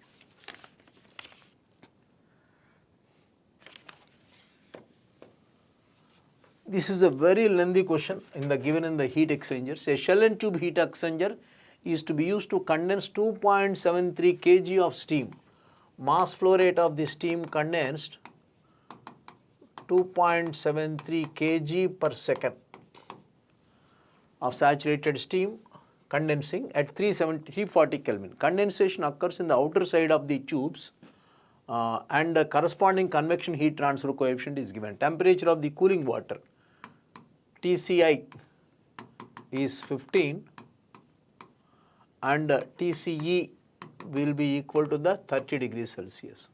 Thin walled tubes of 19 mm diameter are to be used and the mean velocity of water flow diameter of the tubes is 19 mm and the velocity of the water will be 0.5 meters per second. Determine the minimum number of tubes that should be used. Okay, which is a very lengthy question. For this should be calculated by using this. Total heat transfer rate in entire heat exchanger. This should be the hot fluid will be the steam, it is a steam condenser, into latent heat as given. Latent heat of the steam HFG is given. This should be equal to the rate of heat absorption by the cooling water, Cp of the cooling water into TCE minus TC. This is energy balance equation. In any heat exchanger, this is the rate of heat lost by the steam, mass flow rate of the steam into latent heat. This is the latent heat which has been given. This is the mass flow rate of the cooling. Once you get that is mass flow rate of the steam is how much? 2.73. Latent heat is given as 2.34, very lengthy question, into 10 power 6 is equal to mass flow rate of the cooling water, we don't know. Cp of the cooling water is 4181, TCE 30 minus 15, from which you get the mass flow rate of the cooling water. Once we get the mass flow rate of the cooling water, is continuity equation. Density of the cooling water, area of the cooling water will be pi by 4 cross sectional area, pi by 4 d square into number of tubes, rho A V velocity of the cooling water was given into number of tubes per pass. One shell pass, 2 tube passes, number of tubes per pass. So he has given the rho of the cooling water 998, diameter has been given 19 mm, velocity of the cooling water has been given as 2 point, how much is the velocity of the cooling water? 0.5. Velocity of the cooling water will be 0.5 meters per second. You know the velocity, you can get N is the number of tubes per pass. It is a 2 pass. Pass means what? It is like this. Pass means tubes after traveling like this, if they return like this, it is called as a 2 tube pass. Same water, no? Tubes will run like this. So number of tubes, these are number of tubes per pass we have to calculate. Same tubes where the water will again traverse to and fro. So n is the number of tubes per pass. Mass flow rate of the cooling water is obtained from here. Diameter is given. Density of the cooling water has been given. What is the density of the cooling water? 998. This is given 998. Diameter has been given. Velocity is given. Mass flow rate of the cooling water is obtained from here, from which you can get the number of tubes will be 720 tubes per pass. There are 2 passes. Actually, lengthy question, very lengthy question. In fact, this can be calculated. This is done even if you are given the one more variable, total heat transfer rate. U is the overall heat transfer coefficient, where the mean LMTD can be obtained from this. This is TCI given, TCE given. You can calculate the area also. THI is equal to THE is given 340. 340 Kelvin, no? This is 340. TCI is given, TCE is given. You can calculate the LMTD. From that you can calculate the area. Again, that is another direction where you have to calculate after getting the area, the length of the heat exchanger can be obtained by knowing the number of tubes per pass. So it is a complete design of the heat exchanger, carrying a lot of lengthy procedure by using the LMTD method. More correctly, it is called as the design of the heat exchanger by using the log mean temperature difference method. In fact, in this problem, we don't need to calculate this delta Tm, log mean temperature difference. Just from the energy balance, we can obtain the mass flow rate of the cooling water. M dot is the mass flow rate of the cooling water. This is the mass flow rate of the steam. This is the latent heat. This is the rate of heat lost by the steam per second. This is the rate of heat gained by the cooling water, from which you obtain the mass flow rate of the cooling water. That mass will be flowing through the tubes. What is this equation called? Continuity equation. By using the continuity equation, we can obtain the number of tubes per pass. Lengthy question, but a very good question connected to the energy. This is energy balance. This equation is called as the energy balance. The rate of heat lost by the steam should be equal to the rate of heat gained by the cooling water, but maintain proper units.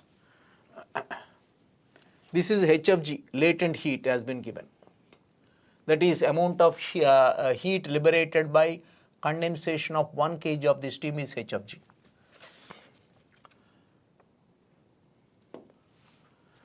Yeah, this is again a question on the compressible fluid flow. T naught by T 1 plus gamma minus 1 by 2 into m square, which should be equal to the P naught by P into gamma minus 1 by gamma. Isoentropic flow, for isoentropic flow.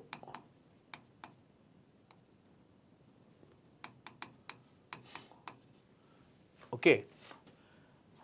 He has given that is P naught by P is equal to 1 plus gamma minus 1 by 2 into m square to the power of gamma by gamma minus 1. Gamma has been given. Okay. You have to calculate the static pressure. You have to calculate the stagnant P naught by P plus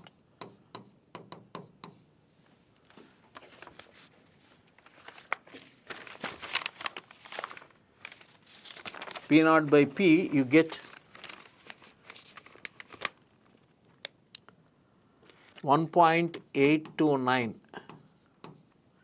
implies P will be getting P naught by 1.829.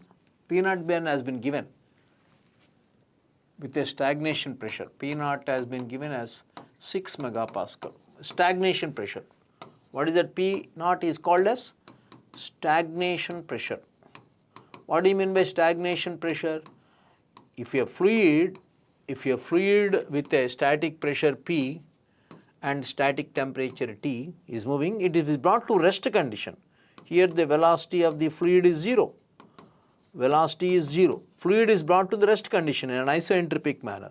Then the resulting pressure is called stagnation pressure, the resulting temperature is called as stagnation pressure. Here the fluid has got velocity, it has got the Mach number, it has got the static pressure, it has got the static temperature.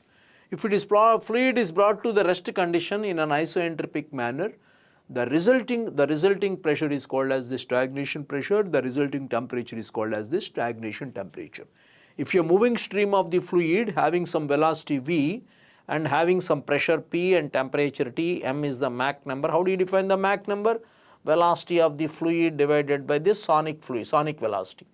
So if a moving fluid is brought to the rest condition in an isoentropic manner, in a reversible adiabatic manner, the resulting pressure after the fluid is brought to the rest condition is called as the stagnation pressure and stagnation temperature. So this is a relation between the stagnation temperature and static temperature. What do you mean by static temperature? The temperature of the moving fluid. If the thermometer is moving with the fluid with the same velocity as that of the fluid, if the temperature is measured, that temperature is called as the static temperature. Static temperature means if a fluid is moving with some velocity v, I am also running with the fluid with the same velocity holding the thermometer. What is the temperature recorded by the thermometer is called as the static temperature. In case if that fluid is brought to the rest condition in a reversible adiabatic manner, the resulting temperature is called as the stagnation temperature and the resulting pressure is called as the stagnation pressure after the fluid is brought to the rest condition. Stagnation means fluid is brought to the zero velocity condition. Okay, then this is the static pressure obtained. Answer will be 3.17. This is the static pressure. First obtain the stagnation pressure, first obtain the ratio stagnation to the static, and stagnation pressure has been given already 6 megapascal. You can calculate the static pressure. Next question is, why specific impulse of a rocket engine increases in vacuum compared to the sea level? Because the exhaust velocity increases in vacuum as compared to the atmospheric conditions.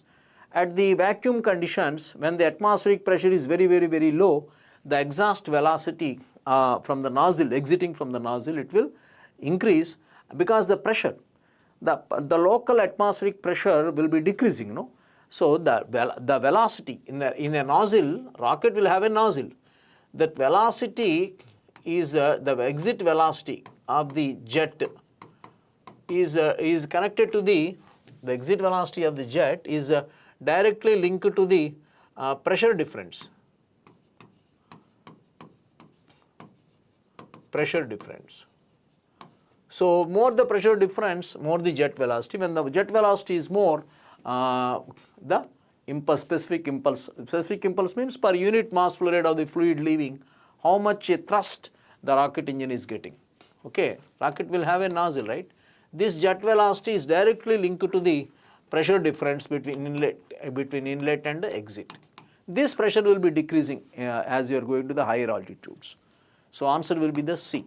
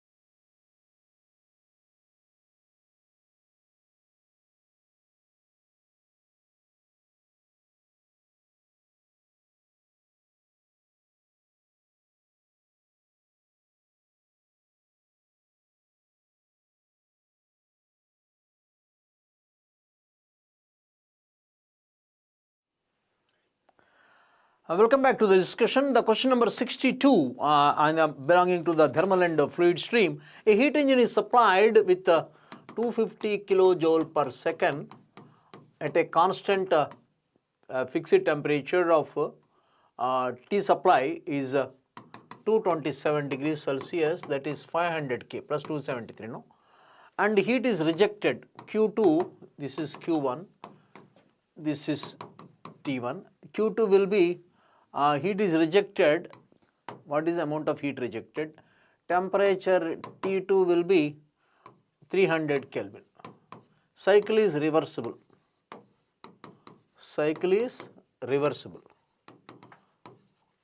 Clausius inequality. We know that Clausius inequality, very famous relation. For a reversible engine, for a reversible cycle, cyclic integral of delta Q by T is equal to 0 if the cycle is reversible, plus Q1 by T1 plus of minus Q2 by T2 is equal to 0. What is plus there? Plus 250. Why I am writing plus here? Because supplied. It is, it is a positive because supplied.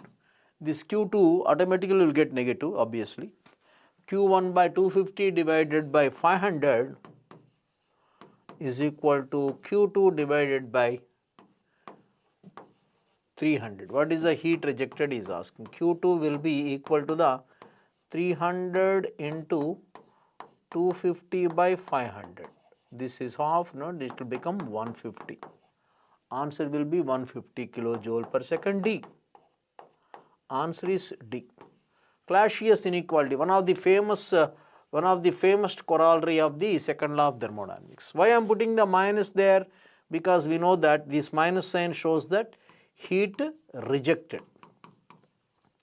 This is a plus means this is heat supply. This plus means heat supply. That is why I have taken as a plus. If heat is rejected, it should be taken as a minus. For a reversible cycle, cyclic integral of delta Q by T is equal to 0. If the cycle is irreversible, it will be less than 0. Okay, it will be less than 0 if the cycle is irreversible. This equation is famously known as Clausius inequality, less than or equal to 0. Less than 0 for irreversible, equal to 0 for the reversible.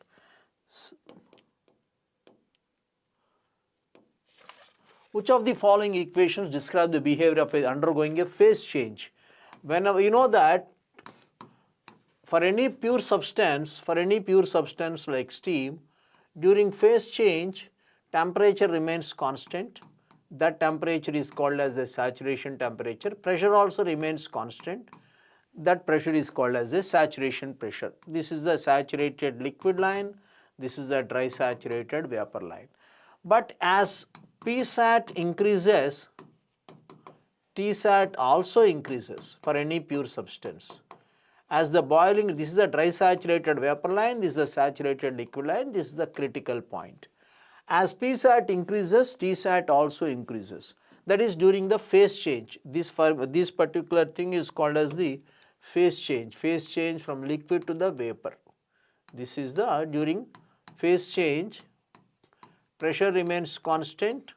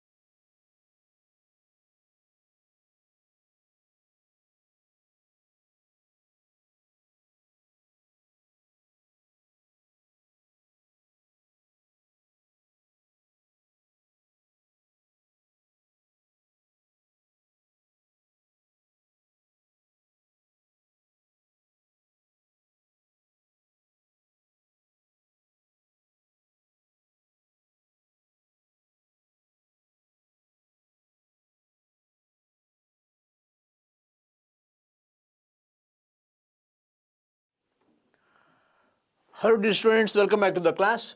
There is a small technical glitch in the camera.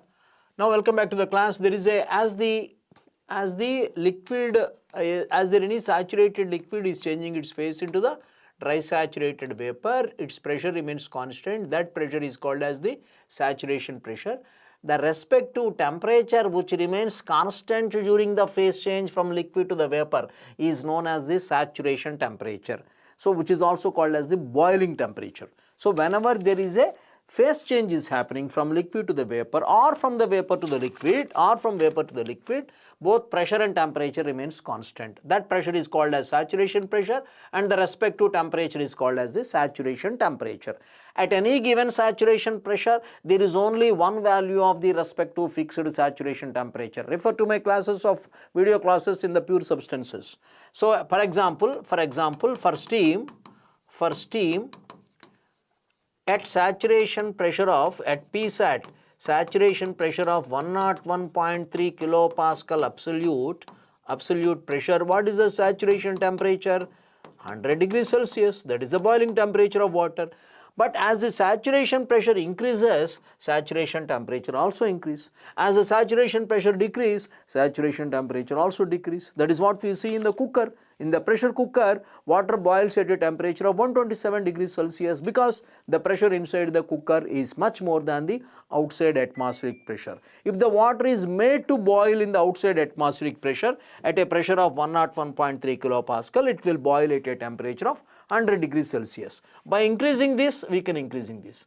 But do they change linearly? As the saturation pressure doubled, saturation temperature also gets doubled? No. No, they won't change like that. But there is one relation called as the Clausius-Clapeyron relation.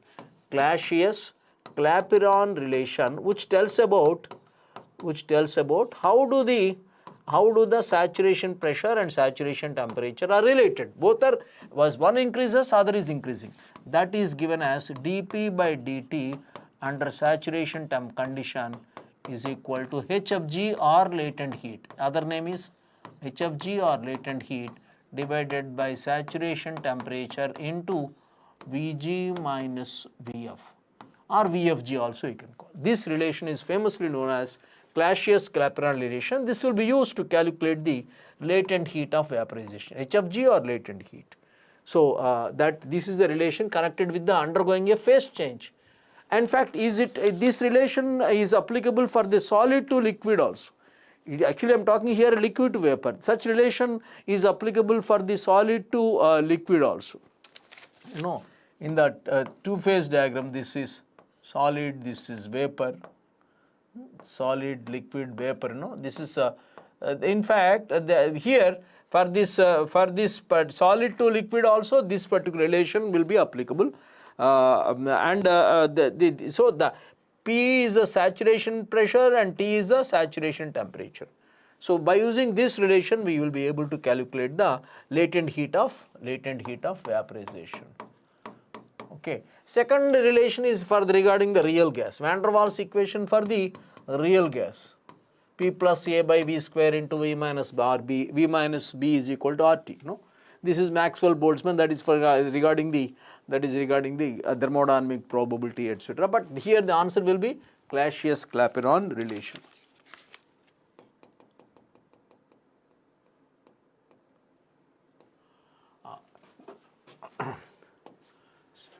Look at this. A hot metal sphere is suddenly immersed in a liquid bath at a much lower temperature than the hot metal sphere, under which a hot metal sphere, this is a liquid bath. A hot metal sphere is suddenly immersed in a liquid bath. Under which of the following conditions the temperature gradients in the metal space can be assumed to be neglected? So that is called as the Biot number. When the Biot number is far less than 0.1, far less than 1 or far less than 0.1, more correctly far less than 0.1, then the Biot number is given by Hs by K of the solid. Even when the solid size is very small, when the small solid size is very small, if the conductivity is very high, automatically Biot number will be far less than 0.1. As long as the Biot number is less than 0.1, lumped heat analysis is applicable. What do you mean by lumped heat analysis?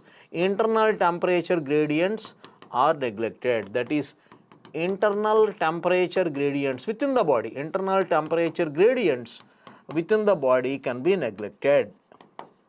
Internal temperature gradients within the body are negligibly small or too small or negligibly small. So the body is expected to be having the same uniform temperature everywhere within the body. We can see the same temperature throughout the body at any instant of time. There are no internal temperature differences or gradients. Such analysis is called as lumped heat analysis. That is possible when the Biot number is less than 0.1. Answer will be the C. Biot number is given by, what is the definition of the Biot number? ICR by ECR, internal conductive resistance divided by external convective resistance. This is the conductive resistance, this is the convective resistance. When ICR by ECR is, when ICR is far lesser than the ECR, because the conductivity of the sphere is body is very high. When if the K is very high, if the size of the body is very small, automatically Biot number will be far less than 0.1. Less than, please look into my heat transfer video lectures which I had given earlier regarding the unsteady state conduction heat transfer. So with this, all the thermal part is over. Now let me go to the second stream. What is the second stream? Applied mechanics and theory of machines, machine design, Shanta materials. Shanta materials are, they are asked so many questions, easy questions, not at all a difficult. But theory of machines slightly difficult is asked, but Shanta materials is asked very, very simple question. Look at this. A material has a Young's modulus, 200 GPa. Poisson's ratio 1 by m or nu is given as 0.3. This is called Poisson's ratio, lateral strain by longitudinal strain. How do you define the Poisson's ratio? Lateral strain by longitudinal strain. So what is the bulk modulus? We know very pretty well, 2c into 1 plus 1 by m, where c is the shear modulus or modulus of rigidity, is equal to 3k into 1 minus 2 by m. 1 by m is the Poisson's ratio, which is equal to 9kc by 3k plus c. These relations among the elastic constants. There are totally 4 elastic constants will be there for any isotropic elastic material like steel. They are the 4. What are the 4? E, Young's modulus, K, bulk modulus, C, shear modulus, and 1 by m, which is also called as the Poisson's ratio, or nu. Some books will call it as the nu. So in this relation, 200 is equal to 3k into 1 minus 2 into Poisson's ratio is given as 0.3. Just we obtain the K as 153.8 gigapascal. Straight question, very straight question.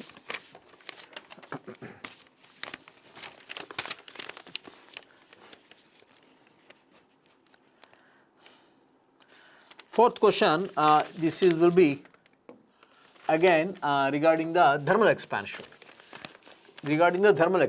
A rod has a coefficient of thermal expansion alpha 31.4 into 10 power minus 6 per degree Celsius. Coefficient of thermal expansion given. Young's modulus has been given as 200 gigapascal. It is fitted snugly between the supports as shown in the figure and heated. The stress induced in it due to the temperature 20 degrees rise, delta T, is given as 20 degrees Celsius. Just snugly is fitted between the supports. This is a spring. This is a spring, right? This is a spring is there. And if the temperature is raised, how much will be the thermal stress induced inside that member? See, supposing if this spring is not there, then that rod will freely expand. Then there would not be any thermal stress induced at all. Whenever Whenever any rod is freely expanding, there is no thermal stress induced. Only a part of that expansion is prevented, or total expansion is prevented, then definitely a compressive stress will be induced inside that. Definitely it will be a compressive stress will be induced, right? If it is so, what is the stress? What is the strain there? First of all, what is the strain? Thermal strain I am calculating. What is the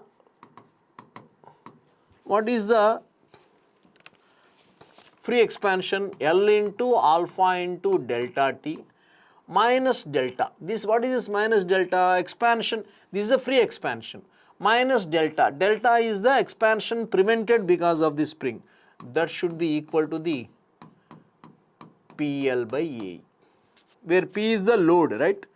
But P is equal to spring constant K into delta, where delta is the expansion prevented. So it becomes L into alpha into delta T minus P by K is equal to PL by AE. Okay.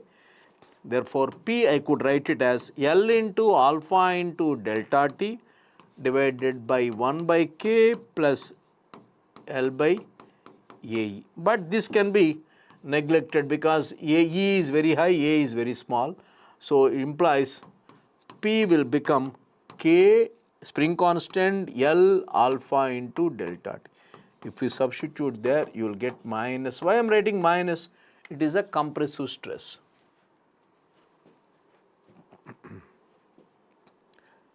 It is P by A.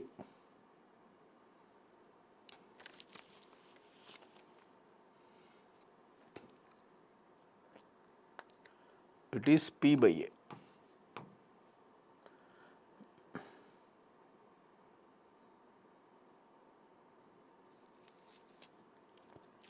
So, minus compressive stress minus, the answer will be C.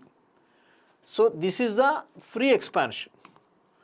How much, what is this is a thermal strain will be, this is a free expansion minus delta. This is an expansion prevented. That is the,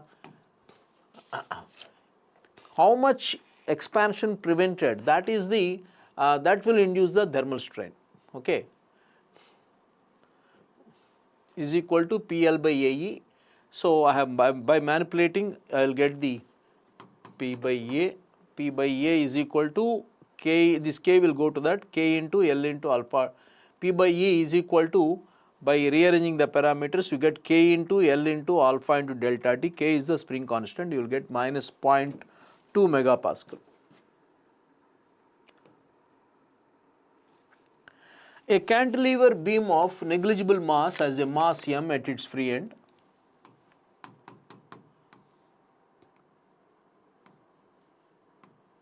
Okay. If the length of the cantilever is halved, if the length of the cantilever is, what is the factor by which its natural frequency is increased? Natural frequency formula will be under root stiffness of the spring divided by mass. For the equivalent stiffness of the cantilever is given by 3EI by L cube. For cantilever, there is the equivalent stiffness of cantilever.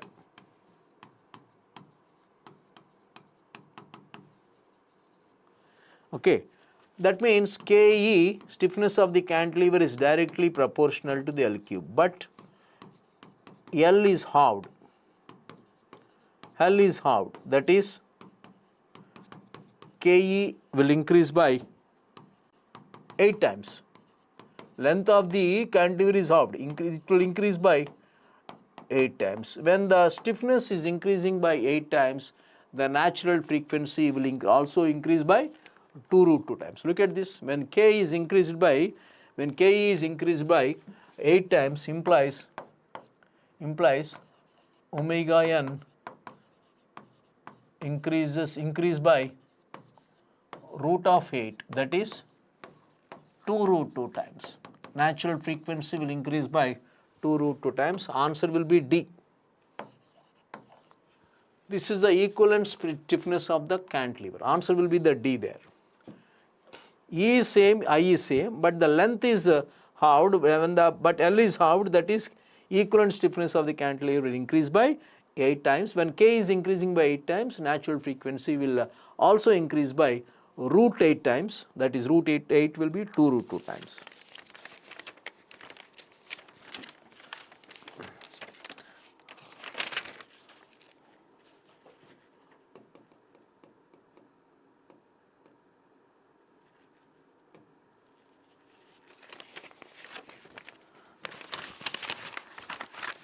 Now the 11th question will be the total number of degrees of freedom for the following system. Assume rolling without slipping. The degrees of freedom is given by n is the number of links, j is the number of lower pairs, h is the number of higher pairs. Total number of links will be 4 here. This is 1, 2, 3, 4. 4 links are there. 3 into 4 minus 1 minus 2 into 3 lower pairs and 1 higher pair. Actually, because it is a rolling without slipping, so there is only one number of higher pairs. Answer will be 1. B is the answer. There are 4 degrees of 4 links are there. This is 1, second link, third link and fourth link. Because it is rolling without slipping, so 1 degree of freedom is arrested there, so it will become only 2 minus 2h. If in case there is rolling with slipping, then h will have been, this would have been minus h. Okay. So number of higher pairs will be 1 here, number of lower pairs will be 3. Now I am doing the second stream, that is strength of materials, theory of machines and applied mechanics and engineering mechanics. Applied mechanics and design stream I am doing because I have completed the thermal and fluid sciences. In the stream wise I am doing the solutions. I have done the already thermal and fluid sciences. Now I am doing the applied mechanics and design and strength of materials. Then I will do the production and industrial. A closed coil helical spring, compression spring with 20 active coils has a spring stiffness of K. It is cut into 2 parts having 8 and 12 active coils respectively. What is the stiffness of the spring with 8 active coils? So the length of the spring is directly proportional to the stiffness. Now, length, if you take the length is proportional to the number, length will be again directly proportional to the number of coils there. That is length of the spring in K will be constant. 8 into K1 will be 12 into K2 will be equal to the 20 into K. For 8 for the 8 coil, 8 active coil, stiffness of the 8 active coils, K1 will be 20 by 8 into K. That will be 2.5 K. Answer will be C. Whereas the 12 active coils, K2, 12 active coils will be 20 by 12 into K. For 12 active coils. This is the answer. For 12 active coils, it is 20 by 12 into K. For 8 coil ring, for 8 active coil ring, of 8 active coil spring, it will be, answer will be 2.5 K. 20 by 8 will be 2.5. It's a straight, simple question. This is very straight question. A ball bearing has a dynamic load a rating of 60,000 newtons and experiences a load of 20,000 newtons. The expected life in million revolutions will be, they usually denote it as L10, that is expected life will be C by P whole cube, where C is the dynamic loading and P is the actual loading whole cube, that will be 27 million revolutions.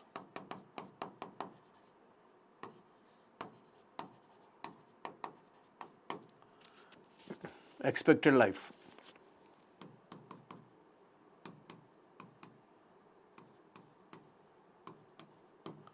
It is all denoted as L10. That is, C is the dynamic loading and actual loading will be 20,000 newtons.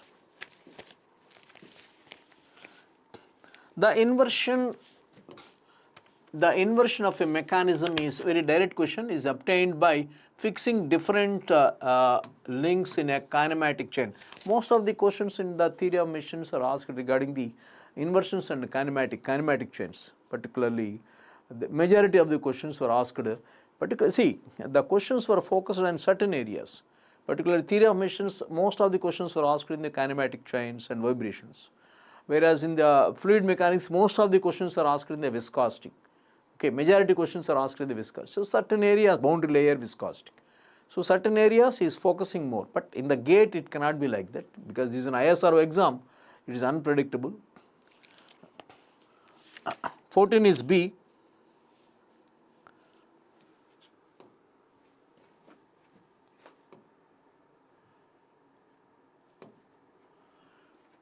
In the statement, the eccentric mass rotating at 3000 rpm will create x times more unbalanced force than 50% of the same mass rotating at 300 rpm. X will be in the statement, the eccentric mass rotating at 3000 rpm. If m is the mass, eccentric mass rotating at 3000 rpm at a radius r is creating x times more unbalanced force x into m by 2 because 50% of the same mass rotating at 300 rpm. What will be the x? X will be 200. Look at that. The eccentric mass rotating at 3000 rpm at a radius r is creating x times more unbalanced force. This is the formula for the unbalanced force. More unbalanced force than 50% of the same mass m by 2 rotating at the same radius but at a different rpm. Then what is the x value? X will be 200. The answer is D.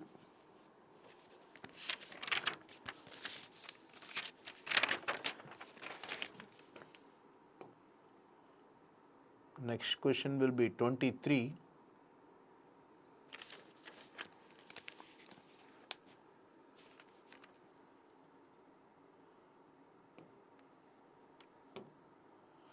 This is a very good question. This is a question on engineering mechanics. Pulleys,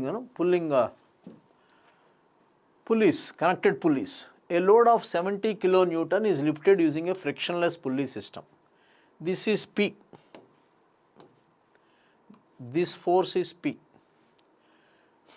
All are having the cables of square cross section. The stress in the cable L. In this cable, what is the stress? To calculate the stress, we know that stress is equal to force by area. Stress is equal to force by area. Area I know because it is a square cross section. But we need to calculate what is the force. What is the force in this cable L? What is the force? So calculate that one. If this is P, if this force is P, this will be P. This also will be P. This because it's a frictionless. So when this is P, this is P, this will be 2P. When this is 2P, this also will be 2P. This also will be 2P. When this is 2P, this is 2P, this will be 4P because because this is a frictionless pulley. This is 2P means this will be 2P, which is pulling it down. This is I do it like this is 2P, this is 2P.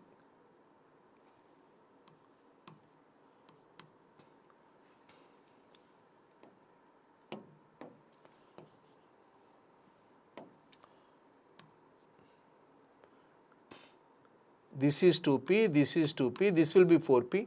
Then this again, this will be 4 because frictionless pulley. So finally, how many are there? 4P, 2P plus P. 4P plus total load 4P this is 4p, this is 2p, and this is p, are balancing 70 kilonewtons. That is 7p is equal to 70 kilonewtons, implies p will be 10 kilonewtons. Therefore, stress in L will be 4p divided by area. That is 4 into p will be 10, 4 into 10 divided by area will be, what is the area? 10 by 1000, everything in meters, into 10 by 1000, because this is square cross section. So many Newton per meter square. 10 by 1000, 10 by 1000. That will come to the 400 megapascal. Answer is C. So look at the, once again I am explaining. If this is P, it should be P. When this is P, is a thread on, is shifting a frictionless pulley system, rope. When this is P and this is P,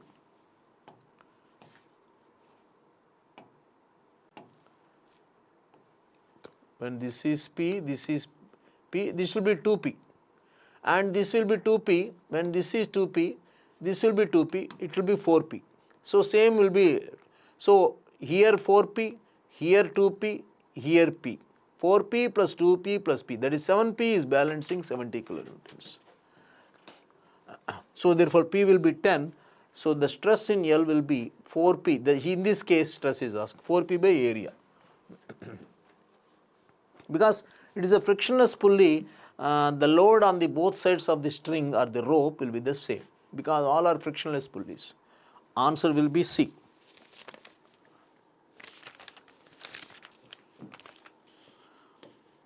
A mass of 10 kg attached to a spring with a stiffness, the critical damping coefficient. The formula for the critical damping coefficient will be 2 root mk.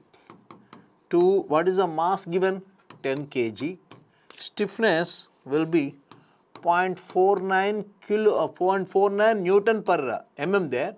I have to calculate into the meter. That is 70 Newton second per meter. Answer is B.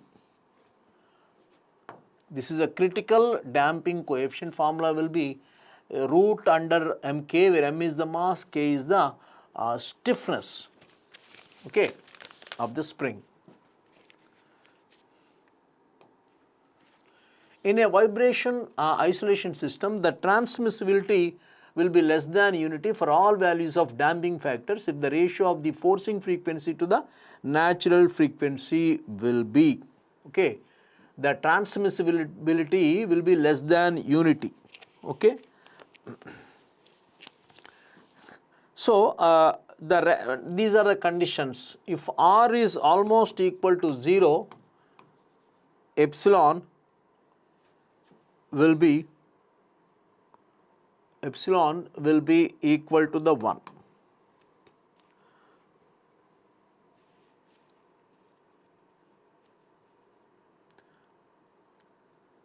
Okay, is less than unity, R will be greater than root 2. Okay. If R is less than 1, implies R will be less than root 2. R is less than 1 to R is less than root 2, implies epsilon will be greater than 1. R is equal to root 2, implies epsilon is equal to 1. R is greater than root 2, implies epsilon is less than 1. So he has given epsilon, no? The transmissibility will be less than unity. R should be equal to, if the ratio of the, R is the ratio of the forcing frequency to the natural. R is the ratio of the forcing frequency to the natural frequency. R should be greater than root 2. Answer will be C. These are the options. Transmissibility, epsilon is transmissibility, will be less than 1 means ratio should be greater than root 2. In a multi-rotor system of torsional vibrations, the maximum number of nodes that can occur is equal to the number of rotors minus 1.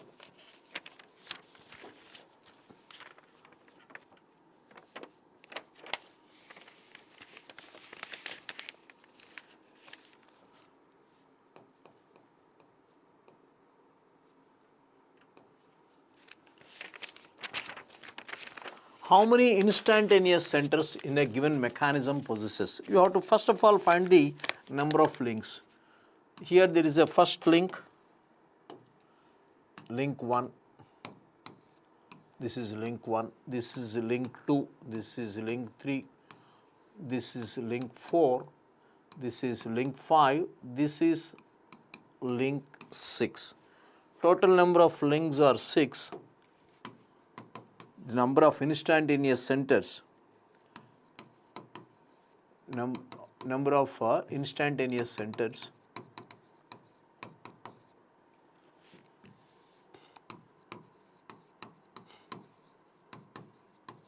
will be n into n minus 1 by 2, it comes to 15. Answer will be B.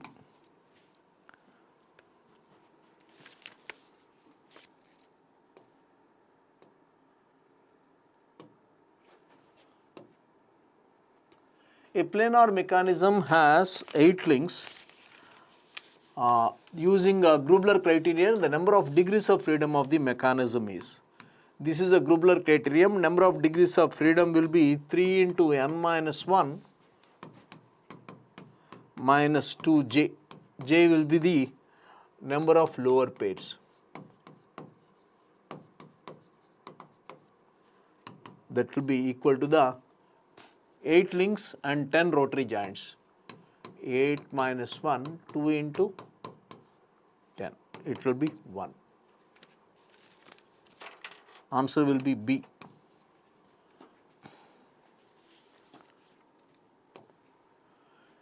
This is a straight question of a tapering bar. In strength of materials, a tapering bar, load P. If this is D1, if this is D2, tapering bar, tapering rod. Extension will be 4PL by, where L is the length of the tapping rod, pi E D1, D2. Okay. And if the uniform rod, same length, if the uniform rod, delta L will be 4PL by pi E D square. If both has got the same elongation, means if delta L is same, elongation, delta L is the elongation. By from the Hooke's law, stress by strain is equal to Young's modulus, you know. P by area is equal to, is directly proportional to the delta L by L, where proportionality constant is this Hooke's law, right? Stress is directly proportional to the strain. This is Hooke's law of elasticity. If delta L is same, D will be equal to root of D1, D2. Answer will be B. Very simple question in strength of materials. It is a tapering rod, it is a uniform diameter rod. Both are subjected to the same load, same axial load. Both are subject to the same axial load. But it is a uniform uniform diameter rod. This is a tapering rod. Both are subject to the same axial load, same material. Same material means Young's modulus is also same. But only thing is, it is a tapering rod, this is a uniform rod. Both are having the same length, same material, same axial load. Then if you compare the elongations, D will be the root of D1, D2. Answer will be the B. A bar of copper and steel together forms a composite system. See, a bar is there, copper and steel are forming a composite system, are heated to a temperature of, change in temperature is 40 degrees Celsius. What type of stress is, straight question actually. So when both are increase the same temperature rise, alpha of the copper, coefficient of thermal expansion is greater than alpha of the steel. That you should know. That you should. That means alpha, if the copper is expanded freely, it would expand up to this much. If the steel is expanded freely, it would only expanded up to this much, freely expanded. But they will compromise. They will compromise, and finally they come to a up to here. It is the final situation. If it is a free expansion of the steel, it is a free expansion of the copper. But they can't separate because it is a composite system. It is a composite system. Copper cannot slide over the steel. It is a combined system. They can't leave one another. So both will compromise and finally come to this one. That means copper is under compression, because it is supposed to come here, but it is coming only here. Copper is under compression and steel is under expansion, and steel under expansion. That means steel is under tensile stress, copper is under compressive stress. Steel is under tensile stress. Here the answer will be B. What type of stress induced a copper ball? Steel is under expansion, that is tensile stress. Steel under tensile, copper is under compressive stress. Answer is B, because alpha of the copper, alpha tends to expand more than the steel, but they can't leave each other, they can't slide one above the other because it is a composite system. In a multi-body dynamic simulation, which of the following is typically not considered as a rigid body parameter? Here, the thing that is connected to the rigid body parameter is the mass, the main thing. And a center of gravity is linked to the mass. Inertia tensor is also linked to the mass. A is the mass. So only option left is a damping coefficient. Which of the following is typically not considered as a rigid body parameter? When you talk about a rigid body, the main the parameter that comes into mind is the mass. Center of gravity is definitely linked to the mass and its orientation. Inertia tensor is also connected. Any inertia is connected to the mass. So answer will be the damping coefficient.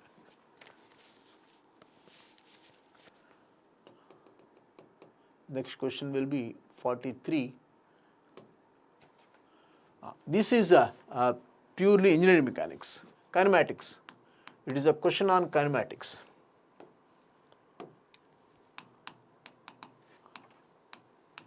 Kinematics, engineering mechanics. A rocket is launched vertically up. It attains the velocity of 200 meters per second at an altitude. Rocket is attaining a velocity of 200 meters per second at an altitude of 1.125 kilometer, at a height of 1.25 kilometer. This rocket, its booster stage, it has got the booster stages, its booster stage, they are the boosters, is separated without any relative velocity, just separated without any relative velocity. Find the maximum altitude the booster will rise. What is the final maximum altitude it will rise, and how much time to touch the booster. This is a B for the booster. So booster, what is the initial velocity of the booster? Because it is separating with the same velocity as that of the rocket, no relative velocity between them. Find the maximum altitude, how much height it will rise. So how much height it is rising there. Okay, I can write the V square minus U square is 2AS, the basic equation of at the final velocity. What is the velocity of the booster? 0.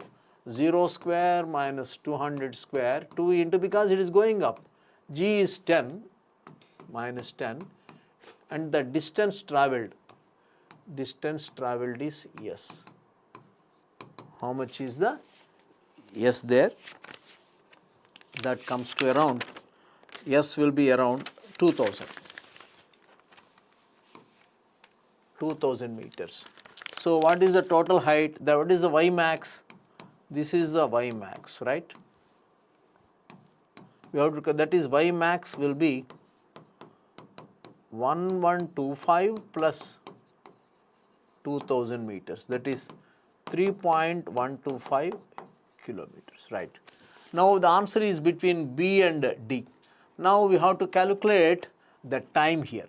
because total time, time duration between separation. For that, to get the time duration, use V is equal to U plus AT. Final velocity is 0. Only time to reach T1 I am writing. Time to reach the top position after separation. 0. Final velocity is 0. Initial velocity will be 200 plus, and A is minus 10 into T1. T1 will be 200 by 10, 20 seconds, okay, 20 seconds there. And total height we know, S is equal to, you can write S is equal to, for descent, we can write for descent, T2 means S is equal to total height, S will be 3125 UT plus half AT square. For downward motion, during downward motion, for downward motion,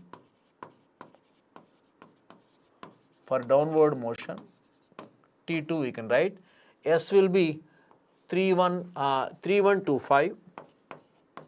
Initial velocity for the downward motion is 0 plus half into, for downward motion, you will T2 square, you will get the T2 as 25 seconds. 20 plus 25, 45 seconds. Answer will be the D.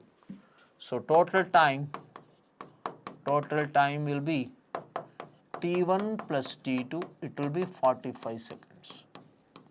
Just you have to write all the three equations of motion. V square minus U square is 2as for the upward motion.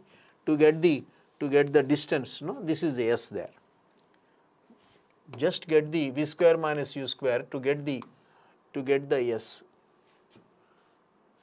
V square 2a into S there. S will be, S is this height, is 2000 meters. Total height will be 2000 plus 1125, 3.25 kilometers. And Y max will be 3.25 kilometers. V is equal to U plus AT1. What is the T1? Time of ascent for the booster to reach the final height, 20 seconds. And time of descent, total height will be how much distance it is traveling, 3125 meters it is falling. Initial velocity here it becomes 0 because for the return motion the initial velocity is 0. T2 initial velocity is 0, it will become 0 there. Half into A will be the downward motion, A will be the positive G, T2 square. T2 is the time taken for the booster to come from the top to the bottom. So T2 will be the 25 seconds. Total time of travel will be, going up will be 20 seconds, falling down will be 25 seconds. Total time to reach the ground will be 45 seconds. Answer will be the D.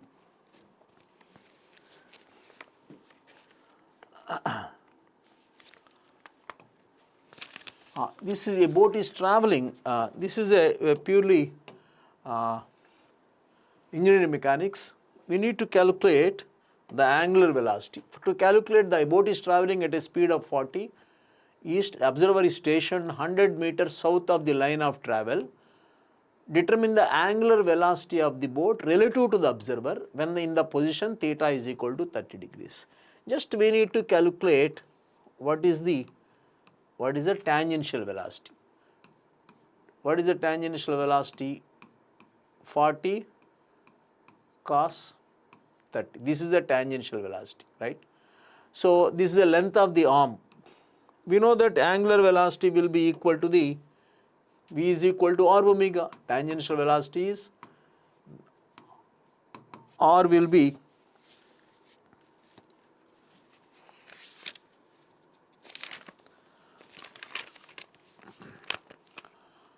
100 by cos 30, because this is given as 100. This is the R. Arm length R for calculating angular velocity. So 40 cos 30 is the tangential velocity, that is the velocity component, velocity perpendicular to the arm length. Velocity component perpendicular to the arm length is the tangential velocity, that is 40 cos 30, that is equal to 100 by cos 30 into omega, angular velocity. So omega will be 0.3 radians per second. This is the arm length, this is the tangential velocity, that is the component of the velocity perpendicular to the arm length, that is the 40 cos 30. So you will get the omega.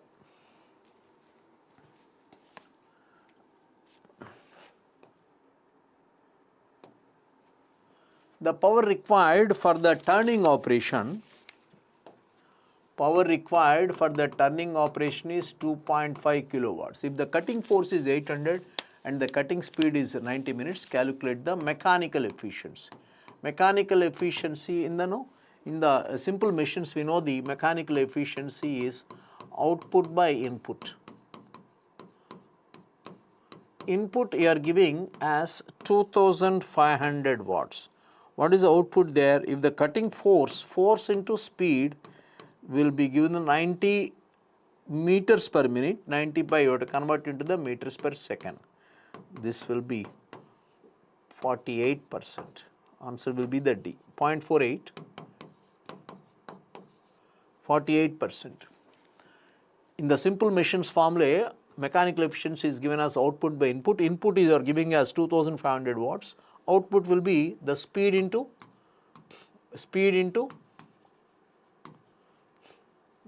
force. Force into speed is the output.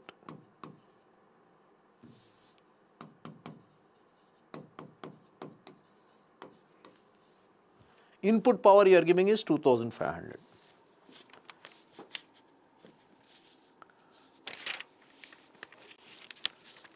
Next is 53.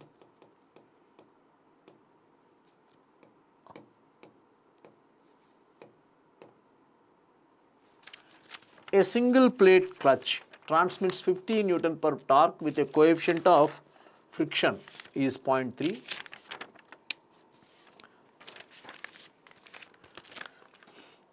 We know that torque is equal to frictional force mu into normal reaction, we can also say mu into weight into radius. Torque is 50, coefficient of friction is 0.3. Axial force, we don't know axial force. At a distance of mean radius of 0.5, force will be 1670 newtons. What is the axial force required? Where axial force is F, 0.3 into F into 0.1, 1670 newtons, answer will be the C.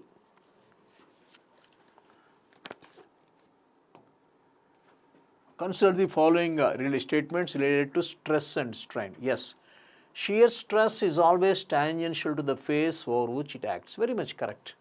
When a block is fixed, this is a very simple question based upon the basic definitions. Supposing a block is there. If you are exerting a force like this, the block would deform like this, right? The block would deform like this. Okay. This force divided by area. Shear stress will be equal to force divided by area. The force will be acting tangential to the face over which it is acting. If it is acting perpendicular, that stress is called as the normal stresses or direct stresses.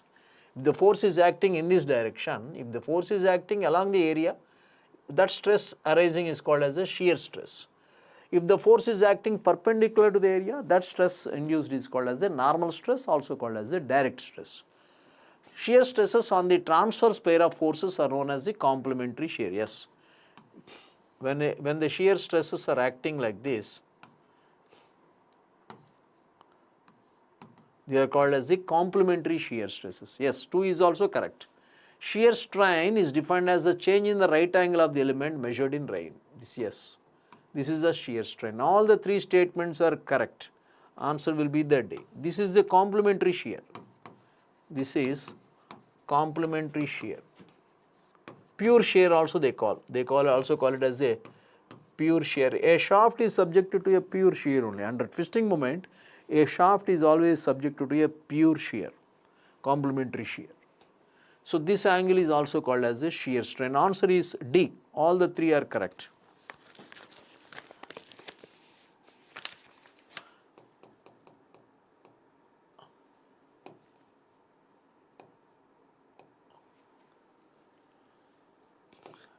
I am doing the topic wise papers, the stream wise solutions I am giving. For a gear pair, the center distance is 200 mm.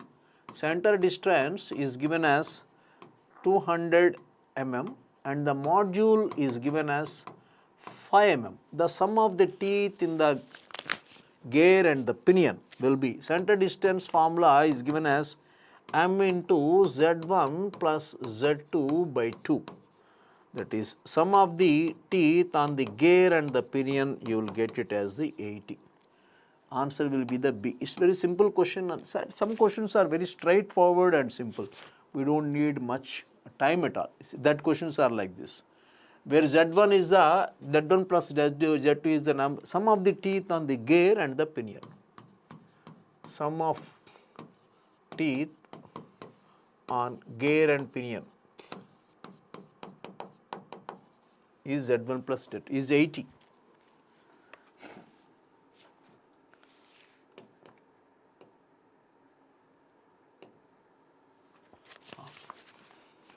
A rocket with an initial mass of, a rocket is there, a rocket with an initial mass 10,000 kg ejects mass at a constant rate of, ejects mass at a constant rate of 100 kg per second, ejecting, and at constant velocity through the nozzle, Okay, this is nozzle. What should be the exit jet velocity so as to increase the velocity of the rocket by 2 kilometers per second? Change in velocity of the rocket is 2 kilometers per second. In 50 seconds, time of ejection will be 50 seconds. Okay, the change in velocity of the rocket is got a formula. Velocity of the exit, with what velocity it should be the exited. The change in velocity in time interval t seconds is given by m initial divided by m final, where mf is the final mass of the rocket. Final mass, mi is the initial mass of rocket, mf is the final mass of rocket.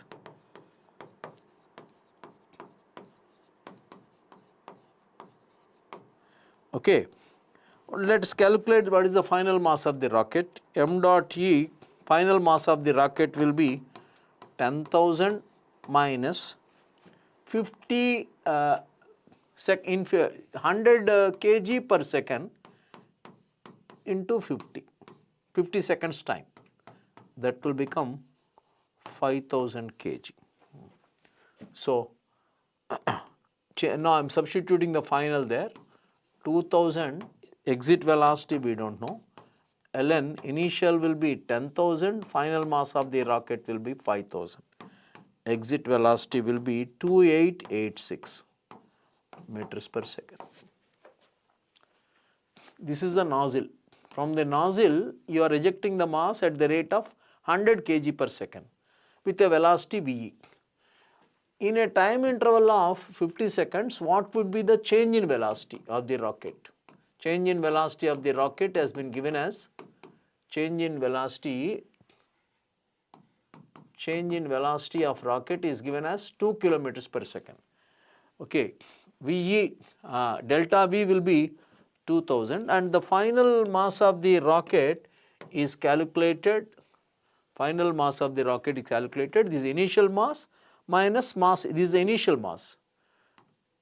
This is the initial mass and mass ejected. This will be the mass ejected. Mass ejected in time 50 seconds. So that will be, final mass will be 5,000 kg. So the formula is change in velocity is equal to jet exit velocity ln initial mass by final mass. So V jet exit velocity will be 2886.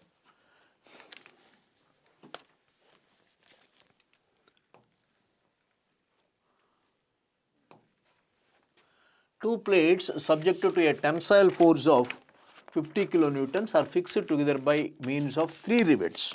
Okay. The plates and rivets are made of the same material. If the permissible shear stress in the rivets is 50 Newton per meter square, what is the diameter of the rivets? See, when the rivet is there, okay,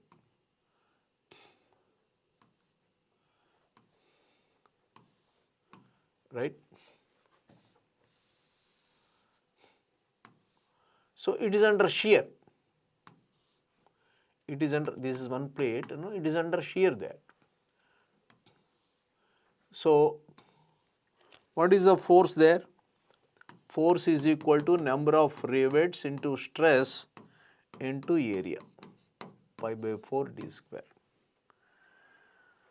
That is, force will be 50 into 10 cube is equal to 3 rivets. Stress is 50 pi by 4 d square. D will be 20.6 mm.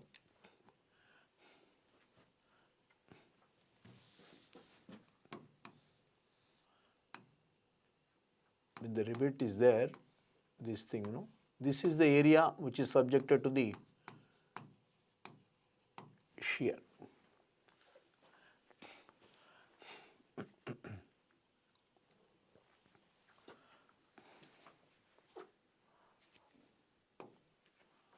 A cantilever beam carries a uniform, this is a very simple question.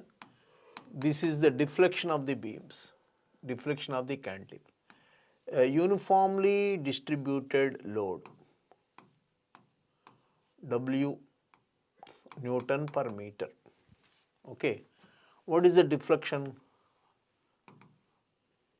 What is the deflection formula? W L to the power of 4 by, if L is the length, W L to the power of 4 by 8 EA. If the same load is acting as a point load, what will be the delta? It is delta will be equal to the W L cube by 3, same, but W is equal to W into L. So it could be written by W L cube by 8 EI. So is written the W L cube by 8 EI. So the ratio will be, first to second case will be 3 by 8. Delta ratio, delta 1, delta 2 we can take. Delta 1 by delta 2 by delta 1 by delta 2, yes. Same load is acting as a point load. Same load. W is equal to small w into L. This is a UDL. This is a point load. Same load is acting as a point load here. So answer will be, ratio will be 3 by 8. Answer is A. For the UDL, the deflection formula of the free end will be W L to the power of 4 by 8A. W will be the rate of loading. So W into L will be the capital W, because the load is, you have converted the total load into a point load, WL cubed by 8EI. But if it is the same load is acting as a point load, it is WL cubed by 3EI. If you take the ratio, that to this, the ratio will become 3 by 8.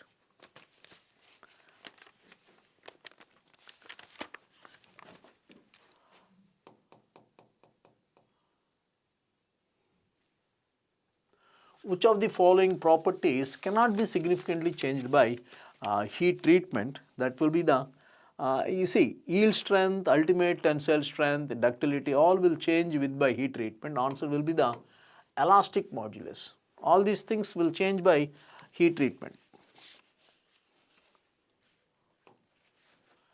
A composite material consists of 60% by volume of fiber, modulus is given, and 40% by volume of matrix, modulus is given. What is the approximate modulus of the composite? Modulus of mixture, modulus of the composite mixture. Using the rule of mixtures, it will be fiber into volume of the fiber plus matrix into volume of the matrix. 200 into volume is 0.6 plus 0.4 into 5 GPa.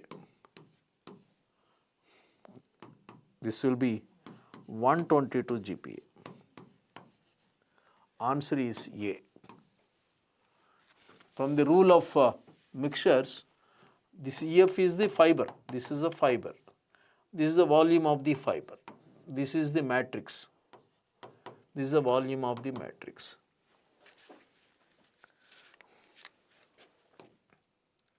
A material has a yield strength of 300 MPa and fracture strain. Actually, from the stress strain diagram, if you taking as a linear, what is approximate toughness? The area under this stress strain diagram, this area will be the toughness. Actually, this question was asked very frequently. If you just look at this stress strain diagram, if you just look at the stress strain diagram of the mild steel, if this is a limit of proportionality or proportionality constant or limit of proportionality, or you can take elastic mode. This area will be modulus of resilience or proof resilience. If you take this as a breaking point, strictly speaking, this whole area, this will be the proof resilience or modulus of resilience they call. And this whole area they call it as the toughness. This is stress versus strain. This is the modulus of toughness. This area I call it as the modulus of toughness. Up to that means the area under the stress strain diagram up to the fracture breaking point. This is a breaking point. Modulus of toughness. The area under the stress strain diagram up to the elastic limit or limit of proportionality. Proportionality limit. Hooke's law valid. Proportionality. Stress is proportionality limit. That is the modulus of resilience or proof resilience. The area under the stress strain diagram. But here it is simplified as half into base into area. Base is been given as half into base into half into base into height. Assuming linear elastic behavior, that is half into 0.2 into 300. That will be 30 megapascal. Actually, strictly speaking, for the mild steel, it is a limit of proportionality, elastic constant, upper yield point, lower yield point, ultimate strength, breaking point.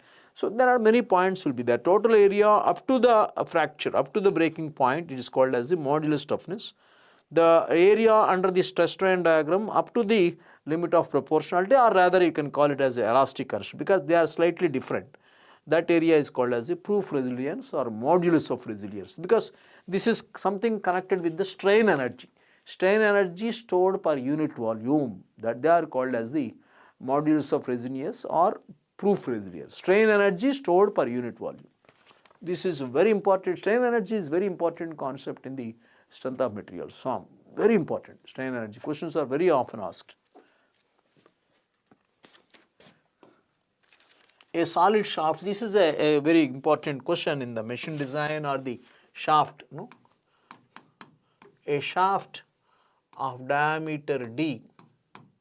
The stress is this is the maximum stress will be at the outermost. Here it will be maximum shear stress. Tau max, maximum shear stress will be 16 T by pi d cube. That is for the solid shaft. This is for the solid shaft. For the hollow shaft,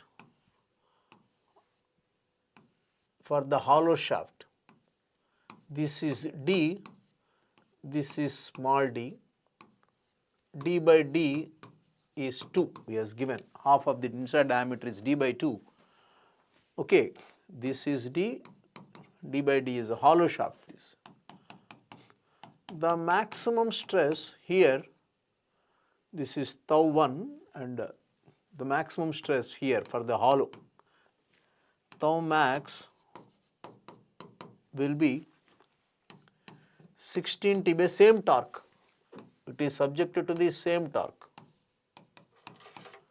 16 T by pi d to the power of 4 minus d to the power of 4 by d. Okay. So you can take the 16 T by pi d to the power of 4, you can take common 1 minus d by whole to the power of 4, it becomes d.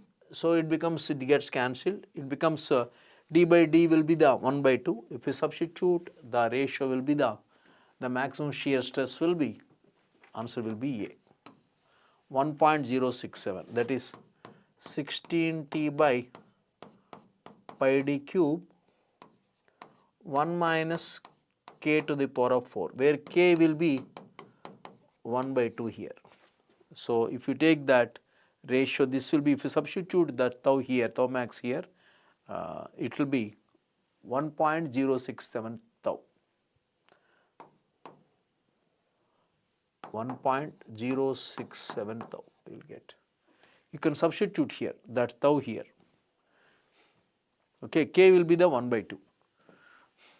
This is a formula actually. T by IP is equal to, this is a torsion equation, right? This is the equation of the torsion, basic torsion equation. Very, very important. Bending, like bending moment equation, this torsion equation. IP is a polar moment of inertia. Therefore, T will be the tau max. Tau max will, T will be the, or tau max will be the maximum shear stress will be the T. This will go to the R, IP by R. This is also called as the polar modulus, T by ZP. For a solid shaft, pi to the power of 4 by 32, IP will be the pi, for a solid shaft, pi to the power of 4 by 32. For a hollow shaft, it is pi d to the power of 4 minus d to the power of 4 by 32. But d is the half of the solid shaft diameter. If d is the solid shaft diameter, small d is the inside hole. This is the hollow shaft. This is the hollow shaft. This is the solid shaft. This is the torsion equation. IP is the polar moment of inertia. Tau max is equal to T into R. R will go to the denominator. IP by R will be the pi d cube. IP by R will be pi d cube by 16. ZP, that is ZP is also called as the polar modulus, where ZP, polar modulus, is called as polar moment of inertia divided by R. This is also called as the polar modulus. Answer is A. Torsion, question on torsions are very, very, very important. So we have done the theory of machines and machine design also. The rest of the questions I will do it quickly. That is going to the beginning.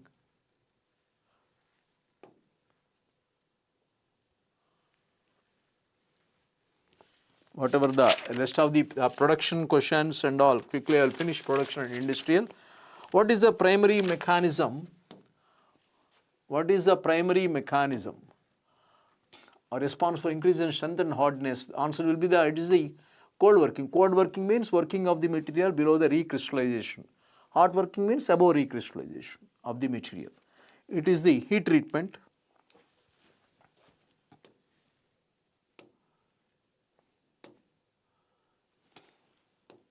The rest of the question, the third stream I am going to the production and the industrial engineering. Salmon's hypothesis relates between cutting forces and the surface finish. Machinability index for SAE 1112, which is also called as the free cutting steel. All the machinability indexes are compared with the free cutting steel. So for which machinability index will be, because everything is compared with the SAE 1112 steel.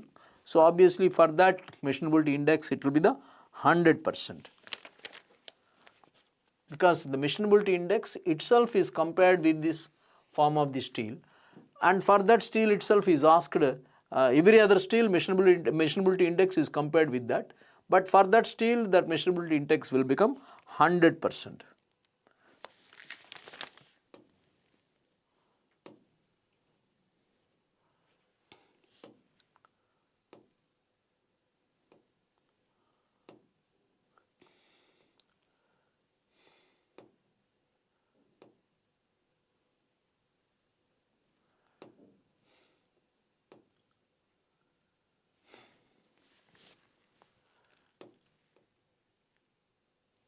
In metal diffusion bonding, which are the process variables? The pressure, temperature and time. Answers will be pressure, temperature and time. C is the answer. In metal diffusion bonding, which are the process variables? Pressure, temperature and time.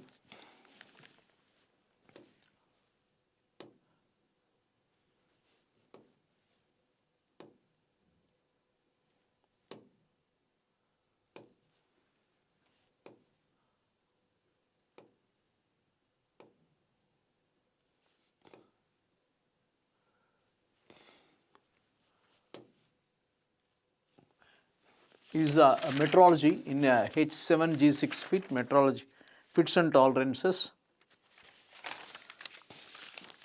The symbol H7 represents hole with tolerance zone starting at the basic size. No, this is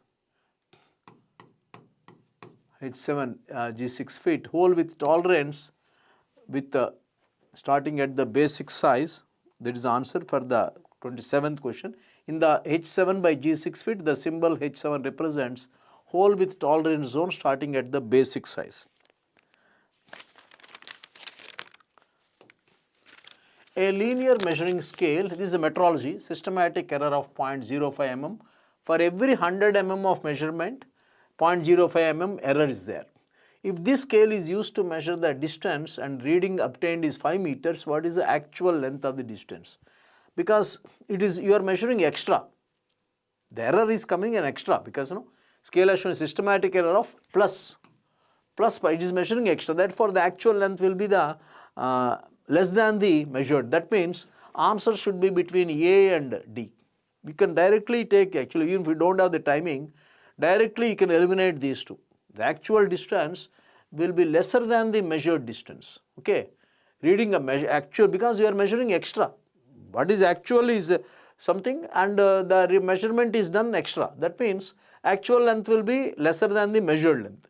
Measured length is 5 meters, actual length will be the less than that. So actual length will be measured distance minus total error. Total error, see, total error will be 100 mm, see, 100 mm you are measuring the 0.05. In 5000 meters, how many mm are there? 5000 divided by 100 into 0.05. Okay, it becomes 5 into 0.5, that is 2.5 mm. So actual length will be 5000 mm because 5 meters minus 2.5 mm. So answer will be 4997.5 mm. D is the answer. Because for every 100 mm measurement, you are taking an error of 0.05. For we are measuring a 5000 mm there, because total 5 meters. 5000 into 5000 by 100. For every 100, 0.05. 5000 by 100 into 0.05. It is a total error in measurement. Actual length will be actual reading minus error. Measured distance minus total error. That will be 4997.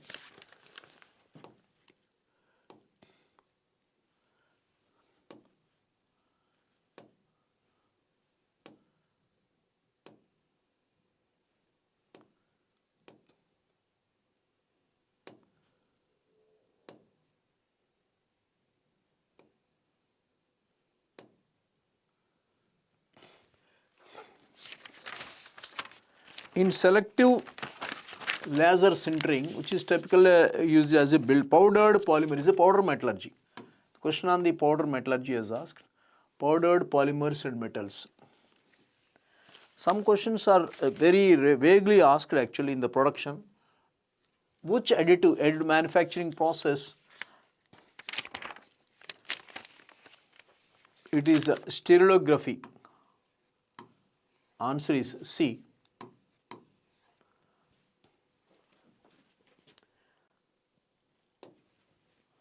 .38 answer is D. 39 is C.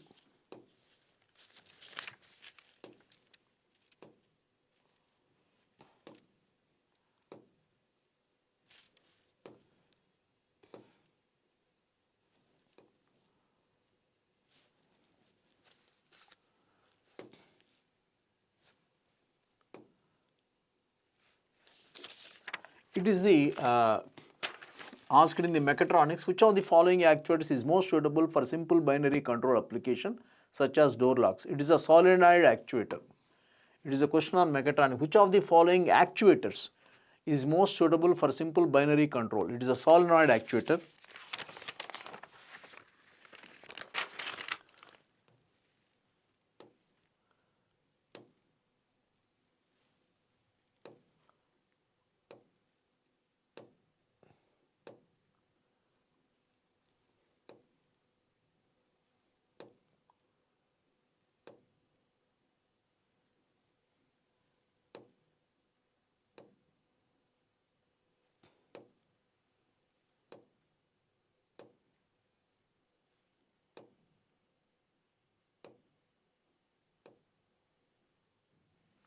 In face milling, a cutter of 100 mm diameter, if the cutting speed is 1 meters per second, what should be the spindle speed?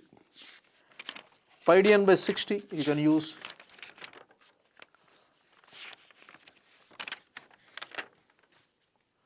Velocity should be equal to the pi d n by 60.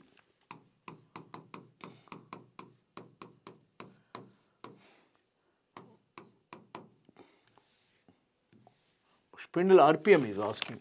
Velocity is given as 1 meters per second. Pi into diameter is 100 mm. 100 is 0.1. N is revolutions per minute is asking. 60 by pi. N will be equal to the 60 by pi. That will be 190.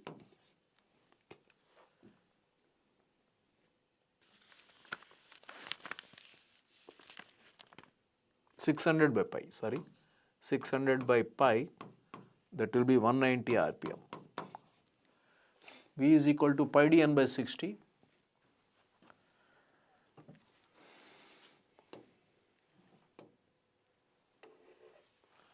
Brass is welded using oxidizing film. You see, brass is an alloy of copper and zinc. Brass is an alloy of copper and zinc, right?